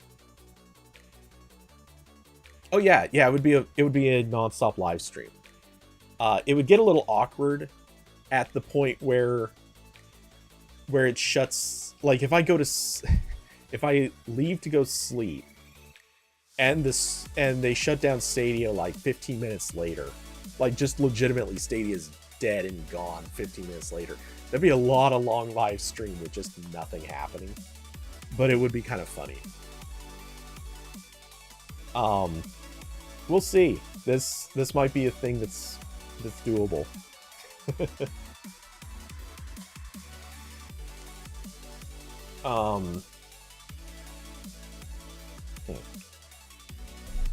So I don't know. I kind of want to see this happen now.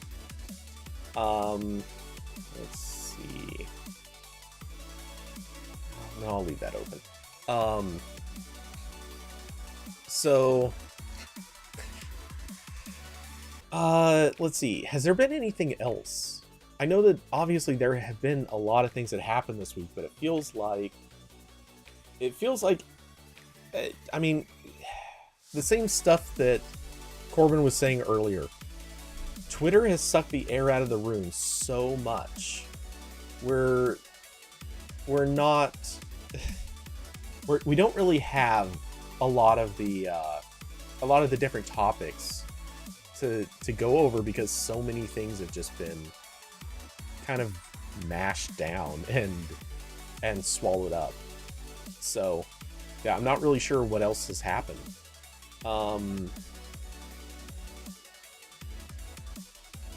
Let's see. Obviously, I could babble about election stuff, but I don't think anyone needs to hear any more of that. We've done it.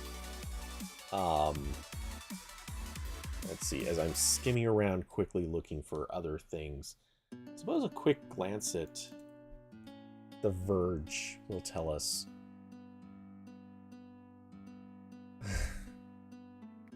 Oh my god.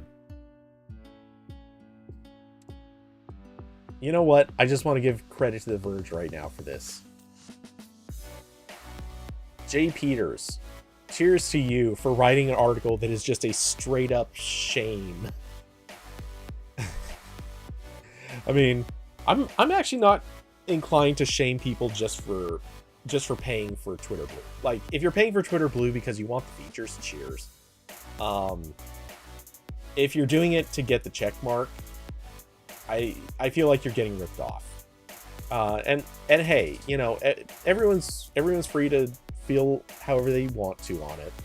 But to me, the check mark feels like it's a bit of a rip off, just because for the first few weeks, it'll be kind of funny as people make jokes using it.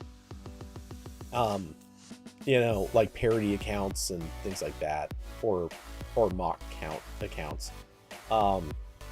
David, paid for Twitter Blue, waste of money. Can't confirm. But like, if you're paying for reduced ads and you're paying for some of the features that it someday will offer, because from what I can tell, I don't think it actually offers any of those other features yet. Yeah, you know what? Fine. I don't have any objection to that fundamentally. I don't think it's entirely wonderful to be giving money to Elon as he tries to tear apart one of the methods of communication, but hey, that's a separate issue. But yeah, I do think that the blue check mark is it is a con. To me, the fact that Elon and everyone else at Twitter is calling it, quote, verification, it is anything but verification. You're literally just showing that you bought a badge. So I do think that that's problematic. And it's dishonest marketing to call it verification. But anyway, moving on. So Meta's doing layoffs. We've already known about that. We've heard about it. Apparently they dumped 11,000 employees. Not all of those are developers. From what I hear, it's actually like, I've heard it's a fair number of developers, but it's definitely majority like other types of support staff and people in testing and people who are supposed to be like moderators and things like that. So yeah, Facebook seems like it's being smarter about it than Twitter was, but they have a lot more employees to cut out too, so their numbers certainly look bigger and scarier.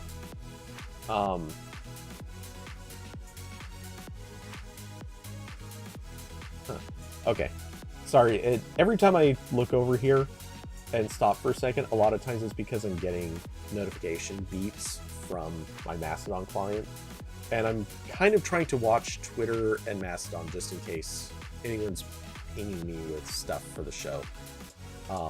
Not that those are the best ways to do it, but hey, if someone does, that's a thing.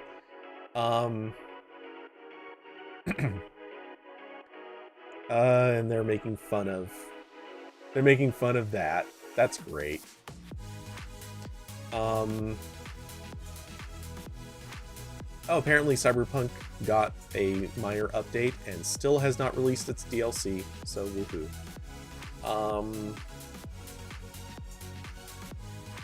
Oh, let's see.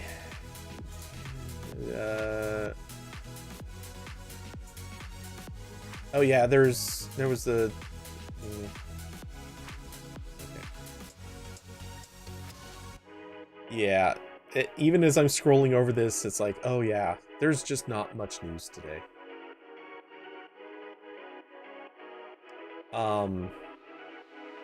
Yeah, the lack of news today is not great. So, let's see. Nobody has posted. Oh, Carson. Okay, yeah. Stadia got the Cyberpunk update. Yeah, the fact that they still haven't rolled out that DLC that was supposed to happen. Seriously, Cyberpunk came out in 2020. They said a DLC was right around the corner. 2021 has come and gone, and the DLC never happened. Now we're almost through 2022, And the DLC, not only did it not happen, they kind of pushed it back a couple of times. Look, I get it. It's hard. It's a hard thing to do and to get right, but come on. You're not making your case. Like, it looks bad. It makes you wonder how many people are still even working on the project. Let's see. Details about the next Pixel phones. Oh, yeah. I didn't read the details. I didn't care, but I already know what this is. Apparently, the rumor is that the Tensor 3 chip is going to be also Samsung made. There you go. Saved you a Verge click. I don't care.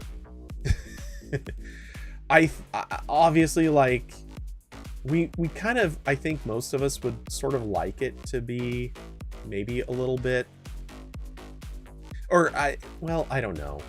I feel like they've already done a lot of the work using Samsung's hardware. So I think they're not really rushing to try to get rid of that. And as a result, I'm not really convinced that... I'm not convinced that's hurting them. Sorry, I want to get that cake off screen. But... yeah, I don't know. I don't think it's that big of a problem, but I can understand why everyone's looking for maybe a move to Qualcomm, or even theoretically somebody else. But they did the work with Samsung, and if Google's Pixel team has shown us anything, it's that once they've committed to a piece of hardware, especially a camera sensor, they do not like changing it. They really want to, they want to go down that road as long as they can. And I think we're just kind of going to be there for a while. And I'm not seeing that as that big of a problem. Obviously, there are other problems, I think, with their Tensor design. And the fact that they're using Samsung, I don't think that's necessarily one of them. You know what? Okay. We're making fun of this. The Verge Holiday Gift Guide. What the top gift ideas for the tech savvy and non-techies alike. What do they have in here? Let's make fun of some stuff. I don't know why. I just don't have any other ideas, and I don't feel like browsing a lot of news. Okay, so the under $20 stuff, is that what this first group is? Oh my god, it's just a bundle of crap in no particular order, but I guess you can filter by the by this top list. Sure. What are their cheap... Oh god. Just because I saw it as I was scrolling. In the $400 and up category. Buy somebody a MacBook Air. That's a good gift. That's a good gift you buy your friends. Or an iPhone. That's awesome. Everything has to be linked to Amazon. Yeah, that's unfortunate reality of how it goes. I'm interested by the fact that they chose this LG monitor. LG TV, which, holy crap. How many people were clicking through to get that as a gift for somebody? Okay, what are their cheap things? This is... Wait, what? Oh, gotta turn off the old one. There we go. So, USB cables. Actually, you know what? That's legitimately not a bad gift. Power bank. Okay. Solid. You know, these are gifts I would actually consider giving some people. In fact, I actually have given somebody a power bank before. It was one of my old power banks, and I might have gotten it for free or something. So it wasn't like it was really that big of a deal, but a friend of mine, her phone was constantly out of power. So I gave her a power bank, and she used it for a long time until the battery on it finally died. But yeah, she just constantly kept this thing in her purse. Foil waterproof playing cards. Alright. Wait, a Tamagotchi?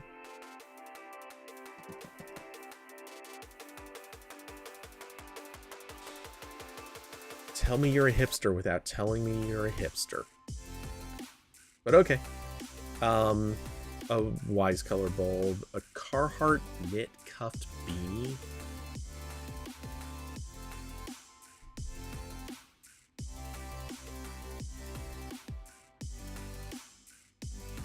Kill me now.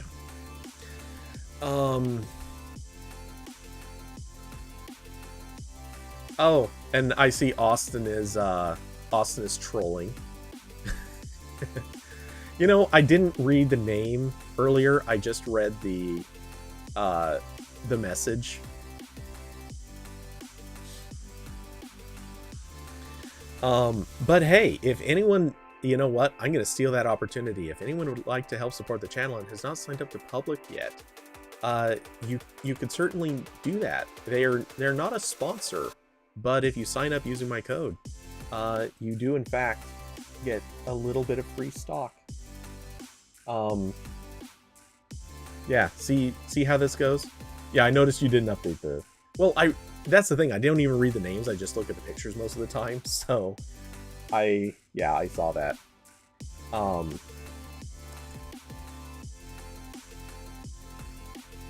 Make my own coin, call it Cody Coin. You know, I'd be more inclined to actually call it something like, Tombs Coin. Only invest in NFTs now. Nice. But yes, there we go. Link, if anyone feels like signing up. No obligation, no expectation, but if you do, hey, we both get a little bit of free stock. What else do we have in this disaster of a list? Throw the Burrito. I have seen this game played. I don't think it's that great of a game. Not meant to hate on it, just feels like it's not that great of a game. A third gen Echo Dot. Oh, actually, this is a funny thing. They're recommending the third gen Dot because, by and large, it's actually it's noticeably cheaper than the fourth gen Echo Dot. It fits in more spaces, because it is not a big, perfectly round sphere. It is this flat puck shape, and it has proven that the third gen Dot was actually just generally more popular, or it has remained more popular since the fourth and now I believe fifth gen Dots have come out. I love that that's a thing. Amazon keeps selling it because no one likes the third gen, or sorry, no one likes the fourth gen. Pour over coffee brew cone. Packing cubes. What the Verge? Come on. How many people are traveling right now? And field notes. Please, people, stop recommending those. The only reason anybody recommends field notes is honestly because the markup on them is really good. And so the price isn't astronomically high, but it's a good markup, so the affiliate pay is really good. I've even seen it listed as like one of the top recommended things to recommend just because it has high affiliate pay. You can go buy a regular notebook for like half this price. Okay, so out of curiosity, anything else?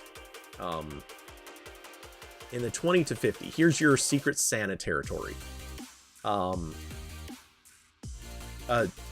Sylvan Design Company prints. Okay, I guess I get that. That's not the craziest thing. Wait, why didn't I get a notification over here about that? Whatever. Okay, so the Google Chromecast, the 4K, not a bad one. I don't hate that. It's a decent recommendation. Lego succulents.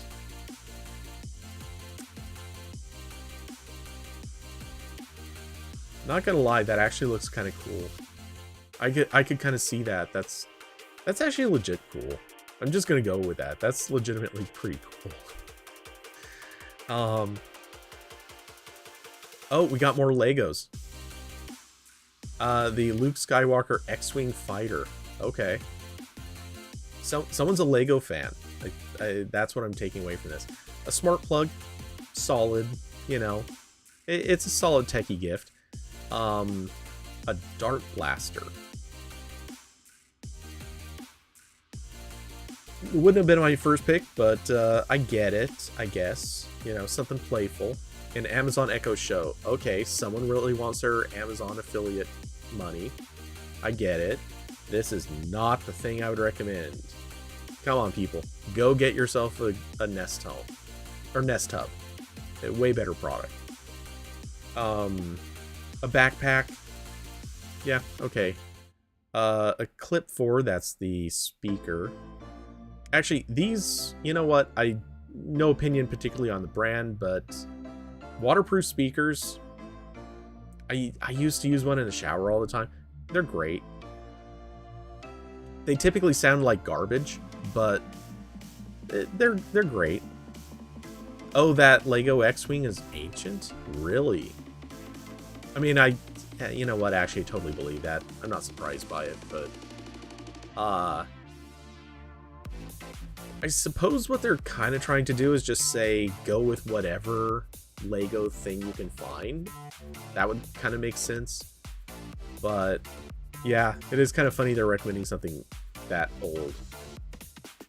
Modern Witch Tarot Deck. Which Verge writers? Come on. Which Verge writer decided this needed to be in here? Was this feels like a gag gift. But okay. A fairly old Logitech Bluetooth keyboard. And seeing as Logitech's Bluetooth support is trash, this is not something I would actually recommend to anybody. I believe this keyboard is just generally fine, but I would not recommend a Bluetooth keyboard from Logitech. Something is weird with their Bluetooth stuff. I would much sooner, like, their Logitech's dongle for wireless connection is actually pretty good. Like, way better than Bluetooth in almost every conceivable way, except for the fact it takes a Bluetooth port. I would never send anybody to get their Bluetooth stuff. The rice cooker seems weird. I get it. Like, that's actually, I need to get a rice cooker at some point. But yeah, it seems a little odd that they have this in here. A weird knockoff controller. Awesome. These Gen Z kids and their tarot cards and crystals. I honestly figured Gen Z wasn't really buying into that so much. But this controller, I don't know enough about it. Maybe, I guess, okay, they say that it's a good controller. I'm skeptical. I'm a little incredulous about this. There are a lot of really jank controllers, and I don't have faith that this one is any good, but hey, you know what, maybe they say it's good. I'll kind of trust them.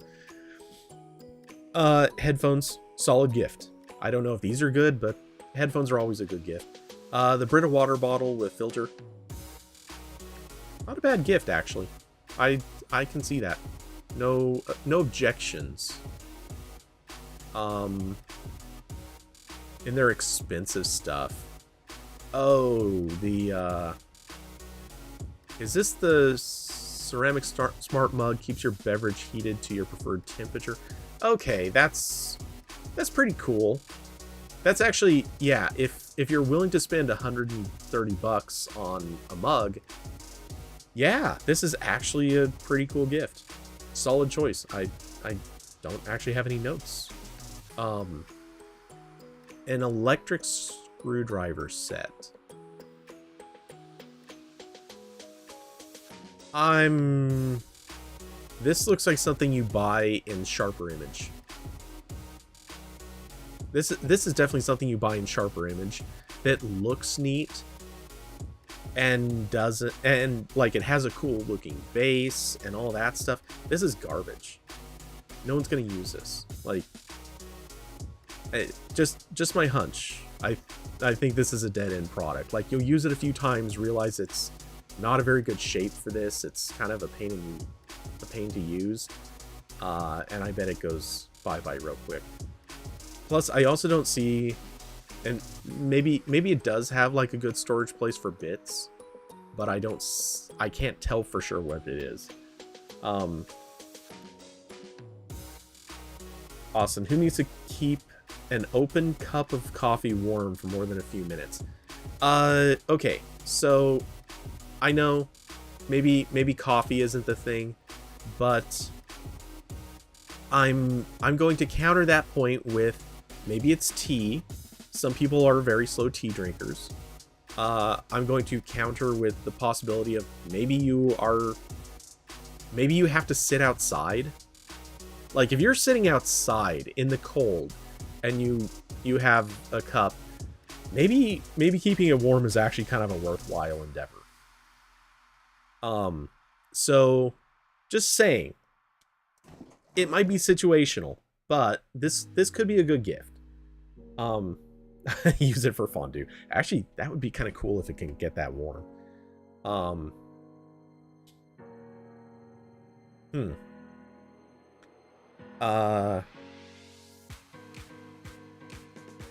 Doesn't it not need to sit on the base? So according to this,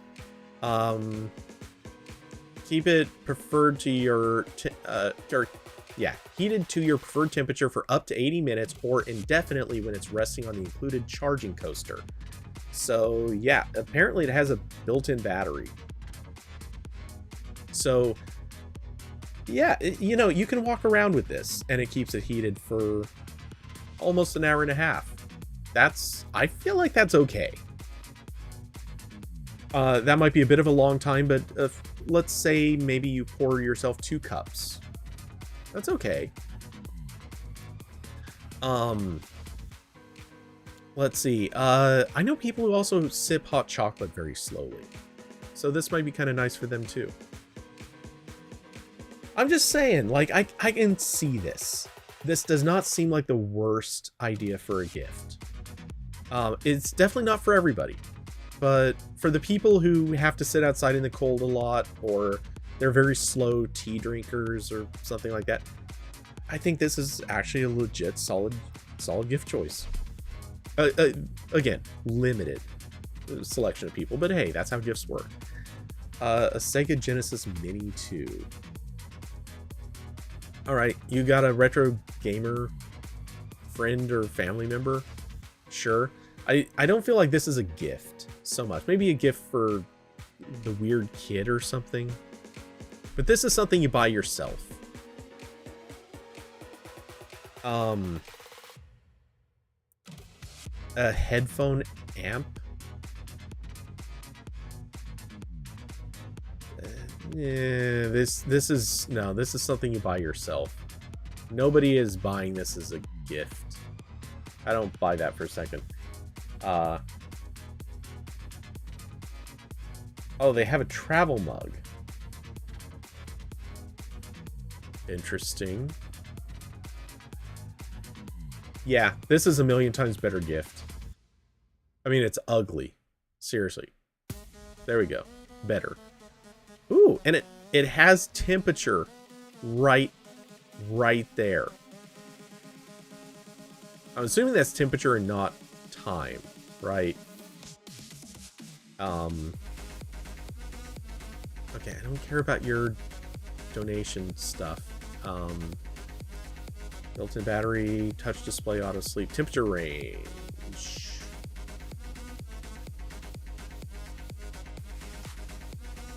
Okay, yeah, that shows temperature.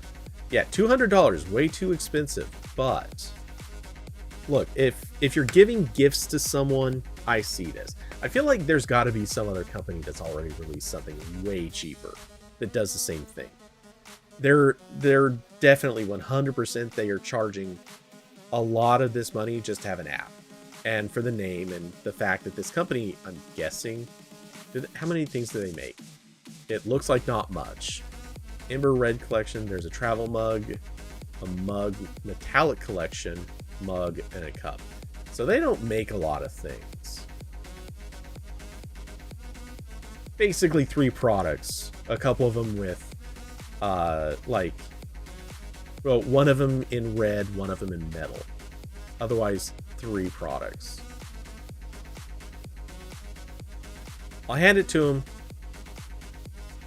This actually does look pretty neat. Like, visually, that looks nice. Actually, it looks like something you make a copper camel in. Or not copper camel, Moscow Mule. Why am I brain fart? But you get the idea. Just give them a Keurig and an Anchor Power adapter at that price.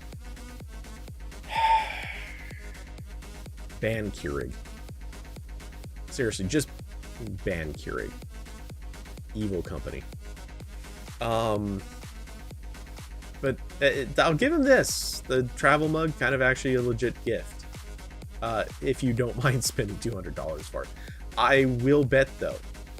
Okay, so let's take that out of the equation for just a moment, or shift the focus. What are their Black Friday deals going to be like?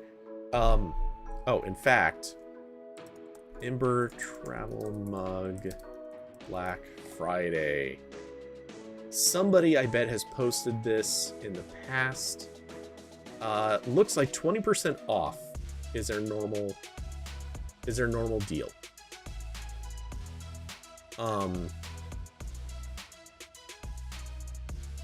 So at 20% off, we're talking $40 off, $160 for the travel mug. In theory, I don't know. Maybe they. Oh,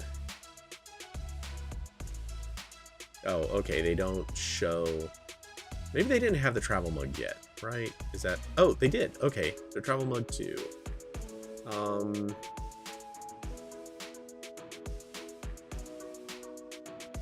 Do they just not? Maybe that didn't go on sale. All right. Either way, they do Black Friday sales. So at $160, it doesn't seem bad. I mean, or rather, it's better. It's still expensive, but it's closer to what I'd consider a decent price for what it is. The Nike Go Fly Ease. Never buy somebody shoes as a gift. They got to go in there and buy them themselves, though. I guess maybe this would be collectible or something. I don't get it. A lyric massage gun. No comment. Logitech Lightspeed mouse. Okay, that's actually a pretty decent gift. That's a solid gamer mouse. A Backbone 1 mobile gaming controller? No, don't give these as gifts. They're terrible. Yeah, just a solid no. Across the board, no. An Elgato Stream Deck Mark II. Come on, Verge. What you thinking, boys? An Elgato Stream... Okay, I mean, if you're giving a gift to a streamer, not bad. Why are those massage guns everywhere now? I have a joke I could make. I'm not going to. We're just going to leave that alone.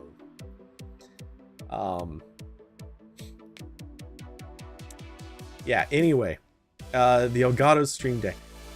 Look, legitimately, it's useful for a lot more than just streamers.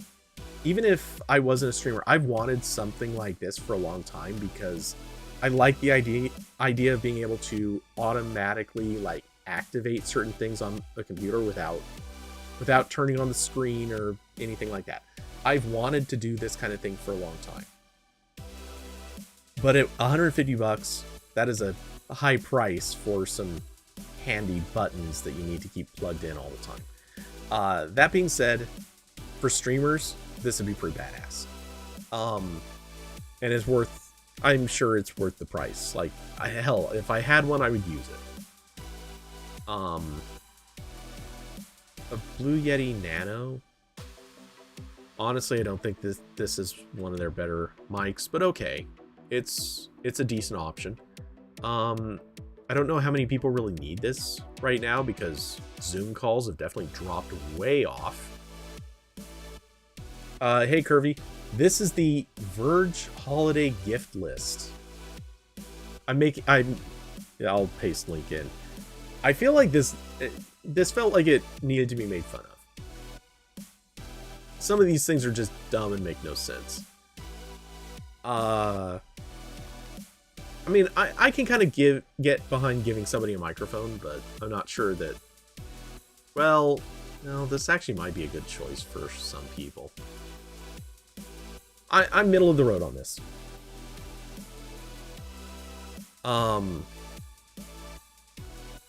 Let's see. A charging station that honestly looks like it should be a speaker. Is this not a speaker? It's not a speaker. And it costs $90. I don't get it. This is terrible.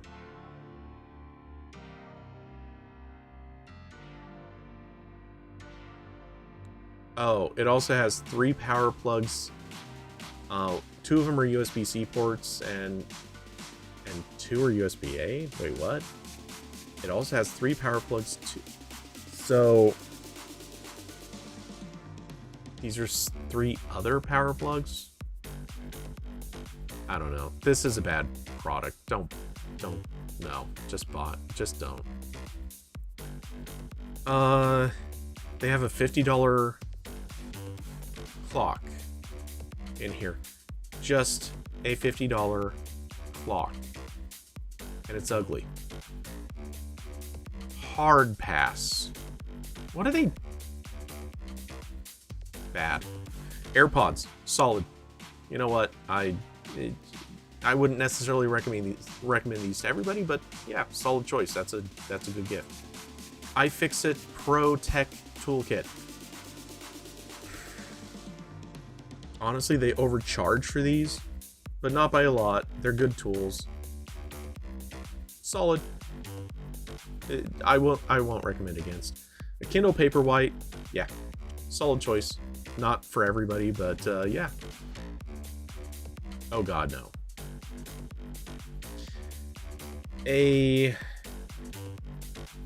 An LED panel, and this is a tiny LED panel. The Logitech Lightricker Low. This is, I think, like the size of about the palm of your hand, right? Let's look this thing up. Images. We just care about some lifestyle shots. Oh, is it even? It's even smaller than the palm of your hand. Well, I guess it's about the actual size of the palm of your hand. This thing sucks. Well, it doesn't suck. It gets the job done. But the problem with these is they don't put out a wide enough, or they're not large enough light sources to actually look good. So they end up either doing something like this to your face, where it flattens it out the light, and it still casts some weird shadows, like, yeah, there we go. Like, if you look just to the edge of this guy's nose, there's a tiny shadow there. It looks bad. See, like, this guy here, this promotional image, this dude is lit. And you know what I mean. He is being professionally lit. That little Lytra light is not doing any of that. At most, it might be casting an ugly tinge of color on his skin. It is not doing any more than that.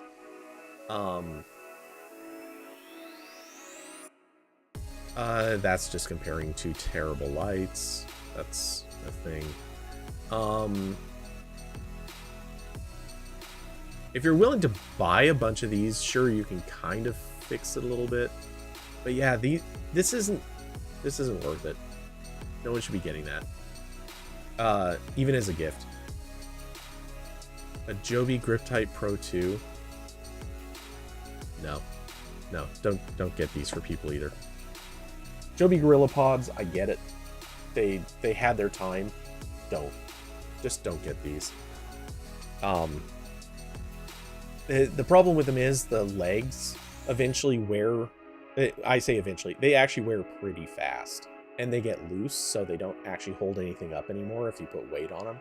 So, I mean, this is just for a phone. That's not that big of a deal. Which, by the way, Joby's stuff is also like twice the price of any competitor, and they all break down just as fast. Well, some competitors are total trash, but yeah, absolutely do not get. They're just completely not worth it. All right, in the 150 to 400. I won't even spend a lot of time on some of these. I'm just, whoa. Fujifilm Instax Mini Evo. Just no. So much no. Avoid. Beats Fit Pro. I have no idea if they're good. I've never tried them. I'm gonna guess they're overpriced because they're Beats. A Google Pixel 6a. Yeah, get it. Solid phone. Really popular. People like it. A Roomba. Solid gift. I would recommend to anyone who lives in a house where a Roomba is a practical, good choice. If you have large things that need to be picked up, don't get a Roomba. A Stove Ranger. Is this like for camping people? Self-contained stainless. Oh, this is okay. Yeah, this is the. You just set it out on top of like some cement or something. I don't know. I get it. A Sonos Roam. Don't buy Sonos. Sonos sucks. The company sucks, that is. Apple Watch, great gift. A turntable. No one should get this. In part because if you believe vinyl sounds better, it's just because you like the sound of scratch. It may appeal to your ear, and that's fine. No one should judge you for that. But vinyl itself does not inherently sound better. It does not sound deeper. It does not sound more realistic. Oh yeah, Austin, you're right. I forgot. Amazon owns Roomba now, or iRobot. So yeah, never mind. Go find any other robot vacuum. Don't buy one from Amazon. Let's see. But yeah, this turntable just so much no. A Nintendo Switch. Great gift. Like, seriously, great gift. SSDs. Okay, for real. There is no person out there with a desktop computer that is not going to look at an SSD and go, you know what? I'd like to put that in. Or also on their consoles. Whatever. But yeah, like actually an SSD is kind of actually a great gift. Storage space is the gift that everybody will find a use for. Maybe not in the form of an SSD, but everyone wants this. An Insta360 Link? Is this... Okay, it's a webcam made by Insta360. I didn't know they made this. That is a real... $300 for a webcam. That is steep. 4K... it physically tracks your face. Yeah, makes sense. It's on a motor. Actually, that would be a pretty neat webcam. I'll hand it to them. That's kind of neat. I dig it. I don't know that I would recommend it for most people, but hey, it is a cool gift. A Garmin InReach Mini. Okay, it's a satellite communicator, basically for sending messages.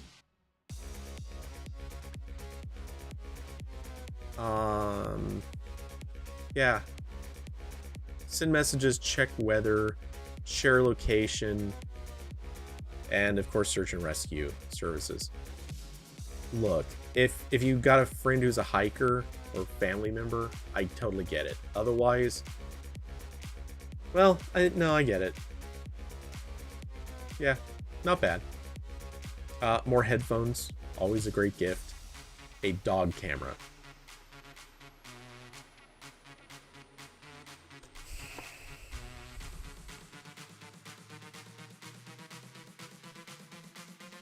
I've had dogs. I don't know that I need to see them more often. But I guess if you're trying to entertain your dog. Okay. Dog camera. Solid.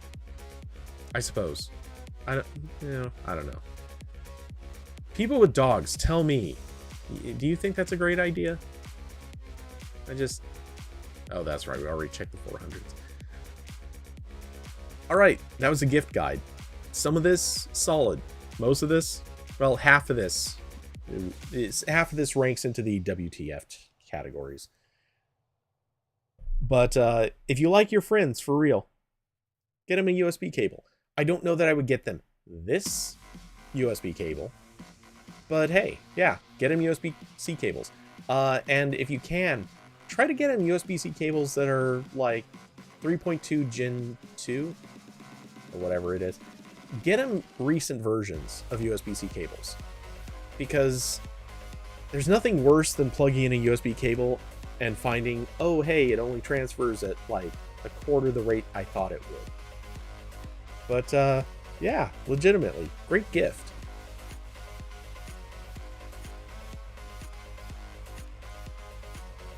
So I don't know, I'm still looking at those prints and thinking, I don't know. Well, I don't know. I guess prints are actually kind of a nice gift. It's the thing most people will buy for themselves. And it's nice to just have a little bit of decoration hanging on your wall or wherever. That being said, I have sitting just out of reach those stupid prints Google sent. I say yeah, I was about to walk back stupid, but no. These are so stupid. They sent them to this Pixel Super fans. These are the let's switch views here. It's 5 cards with printed out components from the Pixel 7 Pro. I believe this is for the Pro, I think. Oh, and the watch. Wait, what's this? Do they say? No, they don't. So, for example, can I do this where it's not going to glare? I guess that's how it has to be done.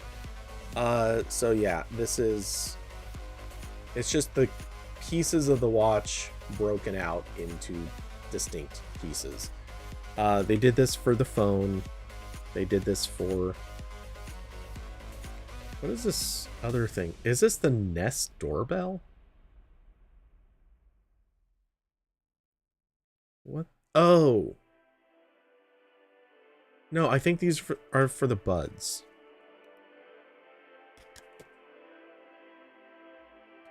The Pixel buds.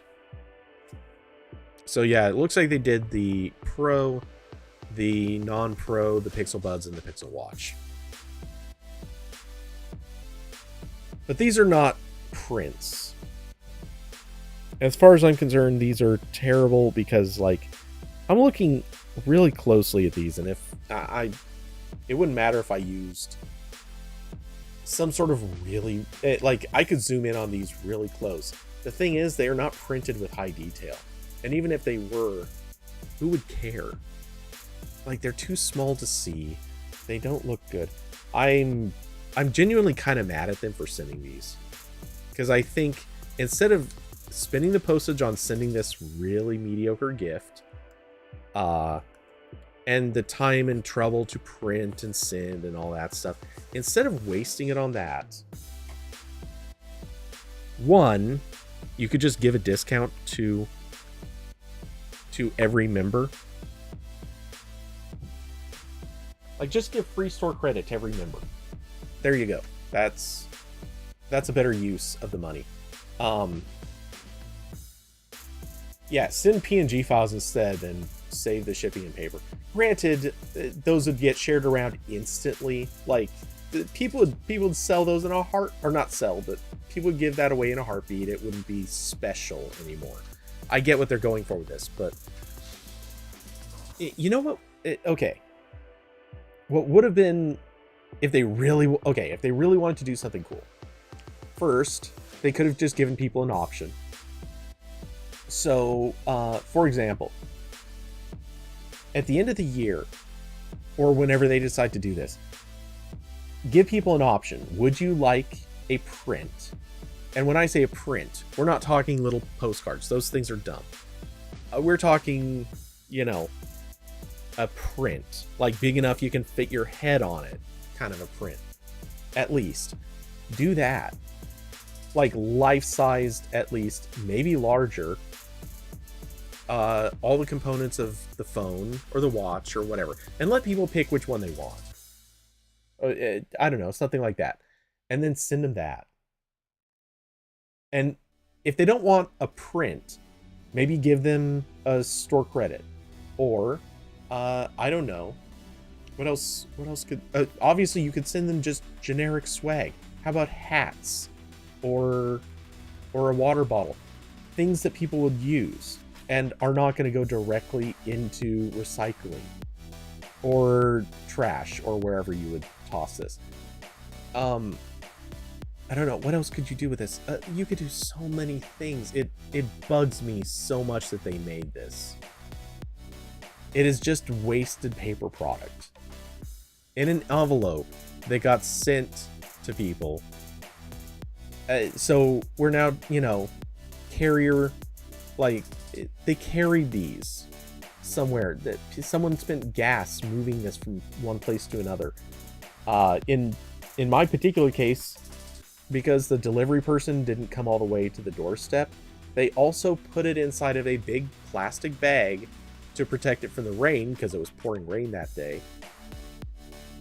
And yeah, so just in the delivery of this, somebody printed this thing out on cardstock, put it into an envelope. That envelope and cardstock amount to a relatively small amount of paper waste, but it's still paper waste. Plus there's the ink wasted and, various other things that go into that process. They then shipped it about 1,000 miles. About. A little over, probably. Actually, I think in the end it would probably end up being about 1,300 miles. Maybe a little more.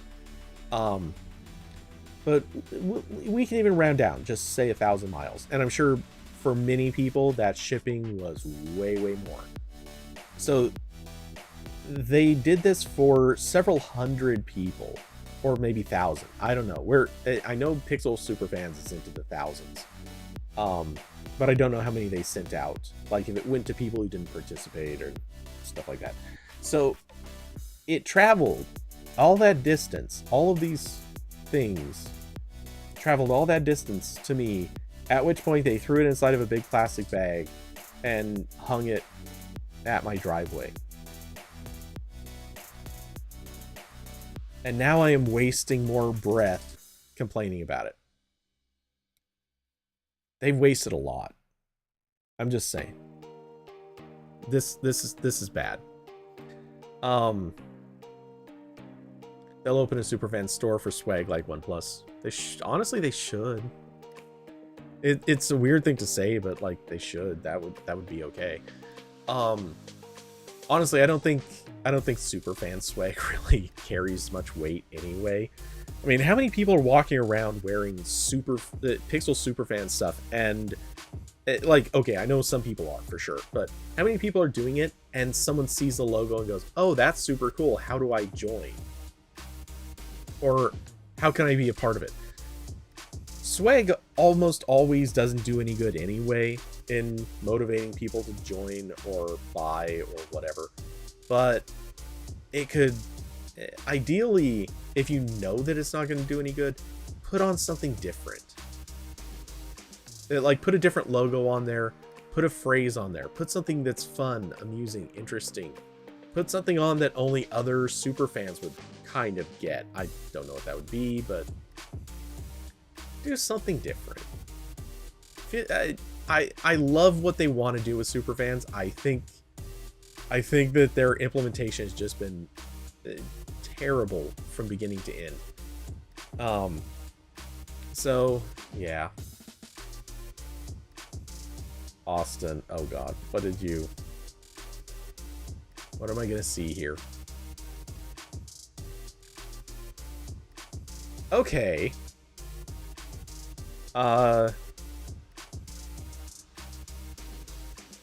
Yeah. A long sleeve shirt or hoodie. Well, it is a hoodie, I can see that much. But it has button cuffs. That's what it looks like. Are those buttons? Or does it just look like buttons because that's the... Okay, that... Yeah, that... I can't tell for sure, but yeah, I guess that's just a regular hoodie. But yeah, I mean, okay, what they printed on here is kind of ugly, but still, honestly, at least it's usable. Even if it's ugly, like, you could wear this around the house. And whoever has to see you all the time is probably going to be angry, but you could absolutely wear this around the house.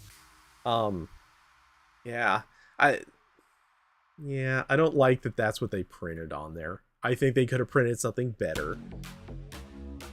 You know what? If I was gonna do something, okay. Here's an idea for printing.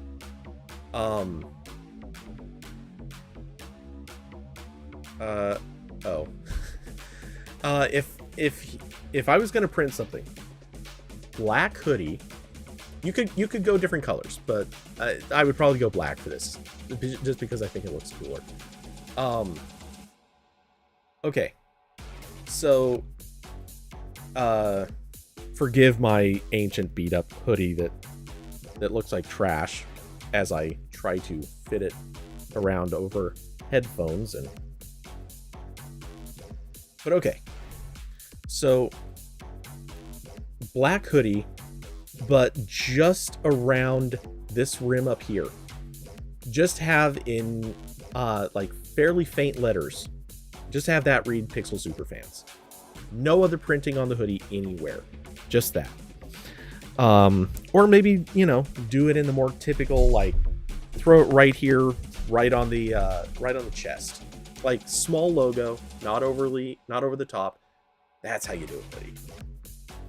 That's how you do product hoodies. You would love it, because it over the top doesn't work. And this looks kind of gross. No offense. Like, not that you'd be offended, but this looks bad, but at least it's a usable thing.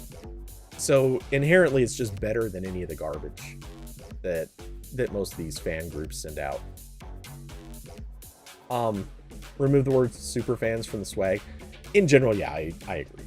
Remove superfans entirely. Or counterpoint. Oh, this is actually... Why didn't I not think of this earlier? Okay, here's an idea. So, start... Like you said, they'll open a superfan store for swag like OnePlus. Actually open a Pixel swag store. Not necessarily a real one, but at least put Pixel swag up on websites and stuff like that. Come up with good logos, come up with neat art, graphics, whatever. And then for the Pixel Superfans group, instead of sending a thank you, Carson. I was just getting ready to hit that.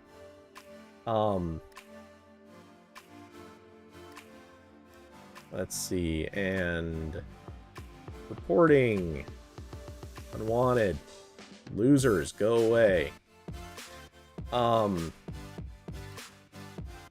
Anyway, so yeah, I'll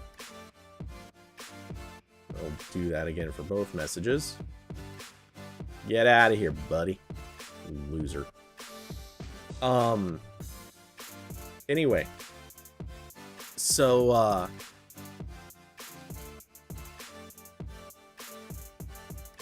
isn't it subscriber only chat? I don't remember. Let me check, because I meant to check this once before.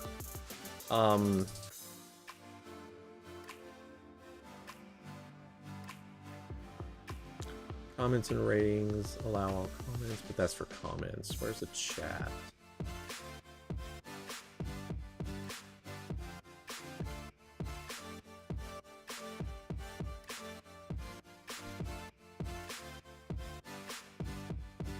Okay. The only thing is, new people show up.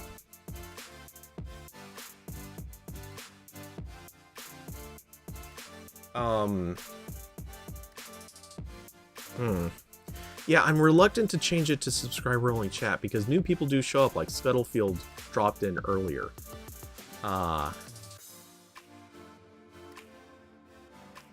Yeah, I need to think on this.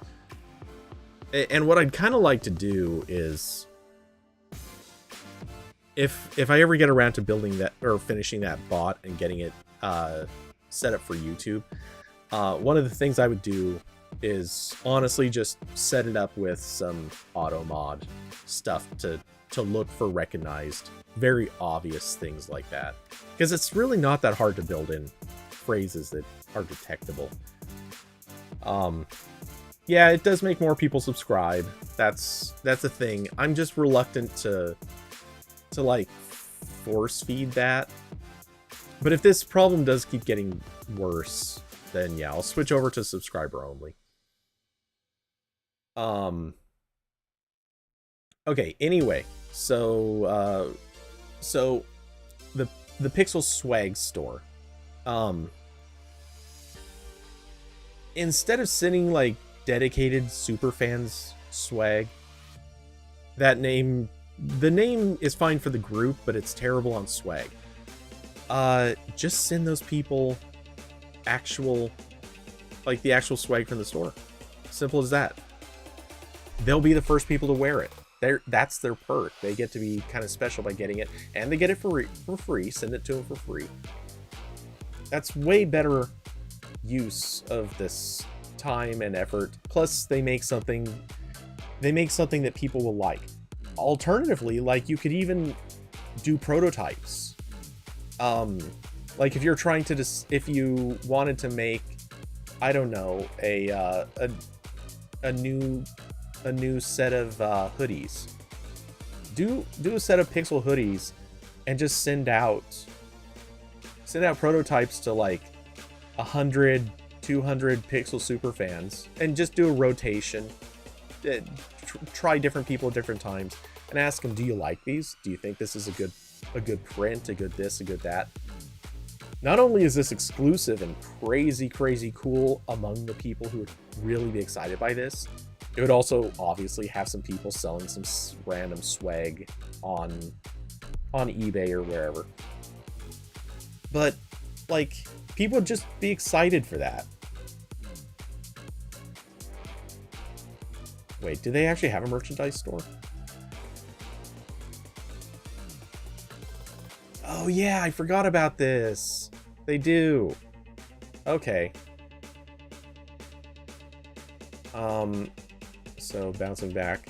So the ugly scarf, which honestly is actually kind of a cool scarf. It's a little cool. Birthday cards. That's a thing. I wish the card industry would kind of die off, but whatever. Shirt sizes, travel ready, yeah, whatever.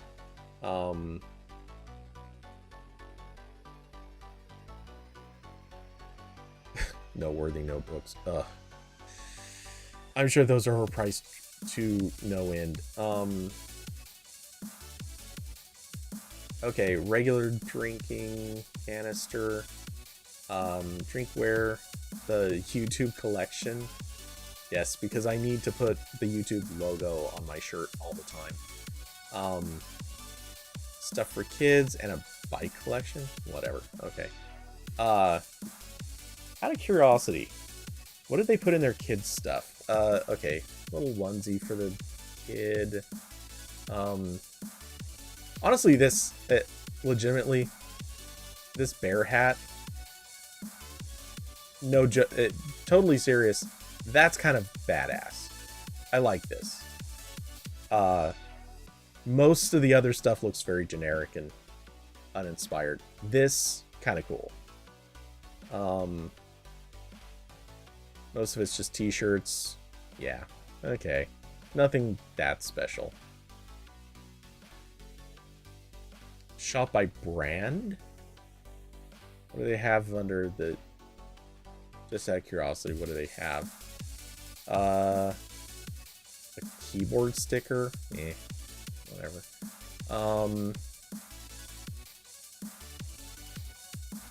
Yeah, some of this stuff's alright. I guess. If you really want the YouTube logos on things. Oops, no, not that. Oops. Shop by brand. Android. What's under Android? We gotta see the Android stuff. A patch, shirt, another keyboard sticker, notebook. Yeah, a lot of the typical stuff. Oof, that beanie is ugly. Beanie's not good. This is not the way you do a beanie, folks. It even looks pixelated at the edges, like this. Okay, let's get over there. Because of the stitching, it looks like it's low resolution. They should not have done this. That is actual bad. Actual bad. And they have one for fiber.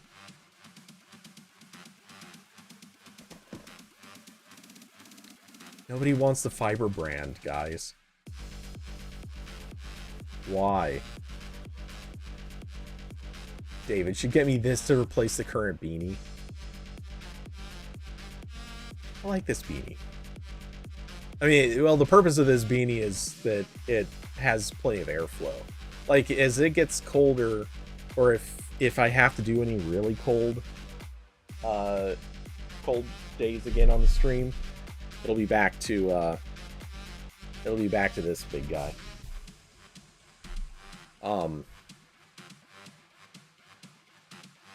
Yeah, you totally can't see anything, but yeah, I'll throw this beanie back on when it gets cold in here.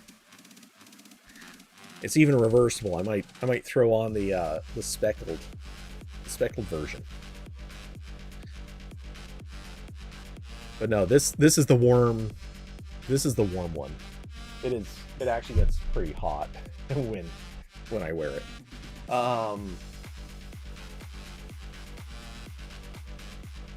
But yeah, why would they have the fiber branded stuff? That just doesn't track to me. I'm sure. Oh, okay. The Dino patch is badass. The holiday scarf. Actually, the holiday scarf, if they had done something Android oriented for that would have been pretty good too. And honestly, like a pixel scarf would have been great. Okay, this is actually, that's pretty ugly for a beanie. Never mind. I mean, it's an okay Christmas beanie, but meh.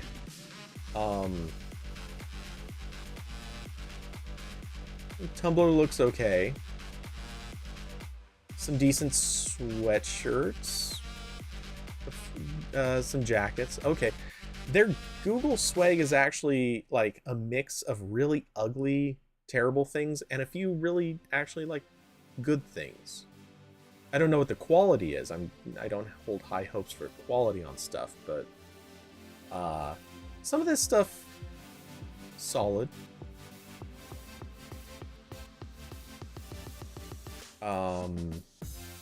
Some of it's weird. Some of it's very, very weird.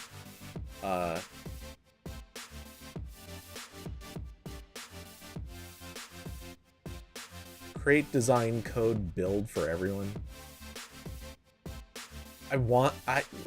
It's too many words. It doesn't work as a slogan.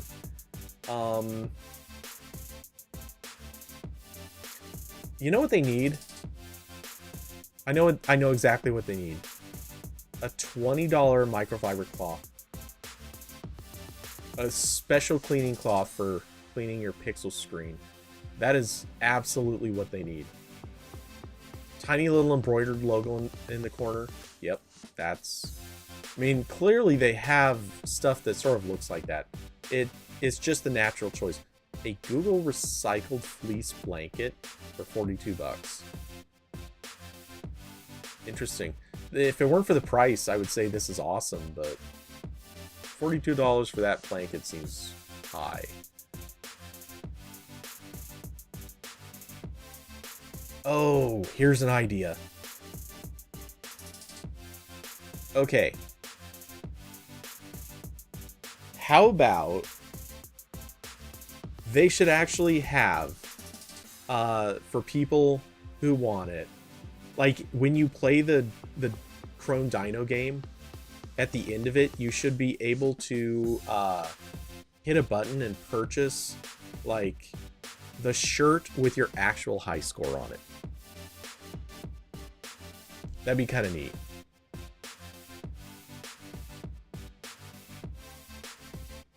Okay.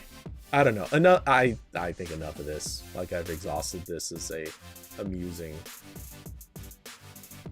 Wait, a Google Bamboo phone holder?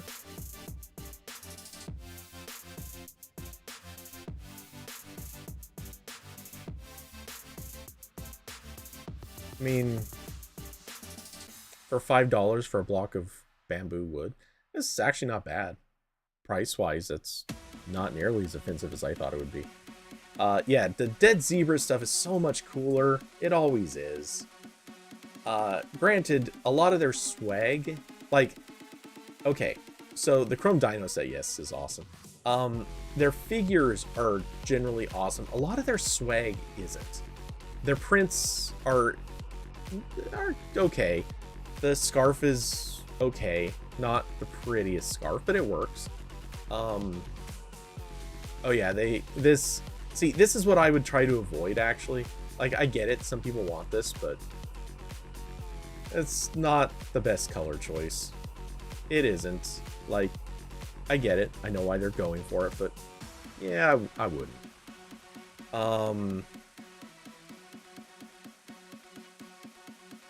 Okay, I know I have looked through in the past. Would it be under... Oh, okay, can we look under... There used to be a way to search specifically for... Maybe they don't have it anymore. Okay, so they have like the mouse pads. They've got other random stuff, but most of this isn't really... Oh yeah, they had the Android Oktoberfest mug. That's not bad. Actually, that's kind of neat. It's a little weird, it's specifically for Oktoberfest, but hey, whatever. How about under objects? Is any of this stuff actually usable? No. That's where I get stuck on a lot of this stuff. The swag is neat, but I don't like swag that's just meant to sit on a shelf. Sometimes that's kind of neat. I do have several minis, some of the minis. None of them are in reach right now, but I have several of the minis. But outside of that, I don't really collect a lot of swag that just is meant to sit there. I want my swag to be usable, wearable, or something. Like, give me a purpose for it. I admit, I am one of those guys. But yeah, the artwork, the design, all that stuff on the Dead Zebra stuff is way better. Google should really. Oop. No, quiet. Google should. What the? No. Stupid thing. It just. That was weird. I think it just turned off the TV in the other room. But yeah, Google should really try contracting with Dead Zebra to make to design like some sweaters and shirts, some logos, things like that. People would love it. They would go crazy for this stuff. I don't know why they haven't done that.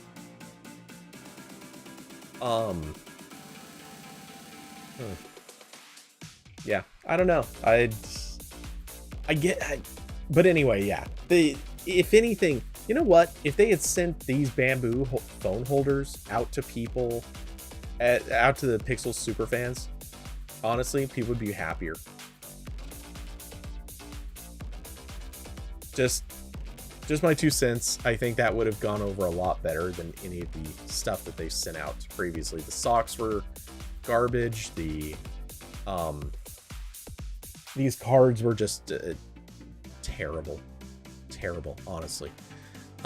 There's so many things they could have sent better than what they have. Send swag people want. That's the message. Message from the people. Send swag that we want.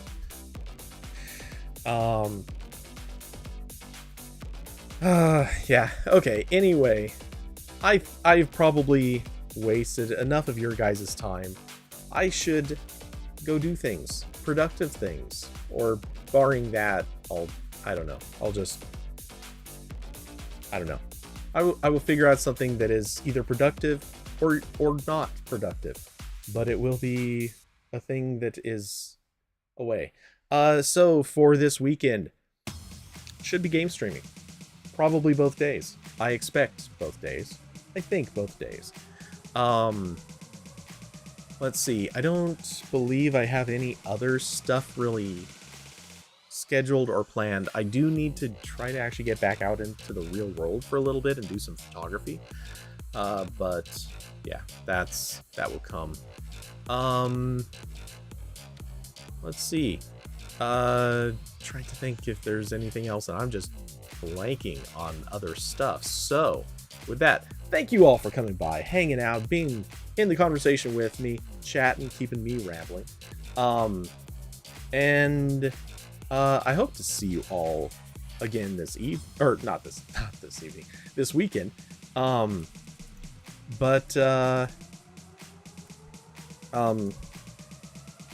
Man, I'm really blanking all of a sudden. Yeah, hope to see you all this weekend. If not, see you for RambleCast next week. I believe on a Wednesday. Should be Wednesday unless something comes up. And for those that, for those who are subscribers or otherwise contribute to the channel, thank you so much. You guys are awesome. You do help keep this going. For those who would like to help out, there are links down below to Patreon, Streamlabs, and Cash App. They work. They're links. They do work. For those who are new and may have somehow made it to the end of this video, also look down below. There's a link to join the Discord. So do that and come chat with us. We chat actually throughout the week about tech, sometimes politics. There's a dedicated channel just for that, and other things. Yeah, we actually talk about a lot of things. It's a pretty cool server. Otherwise, yeah, I don't know. Do the Mast-o-don thing if you're feeling it. That's about it. I think I'm done. So good night, everyone. Hope you have an excellent rest of your week, and I will be chatting with you in the next one. Good night, everybody.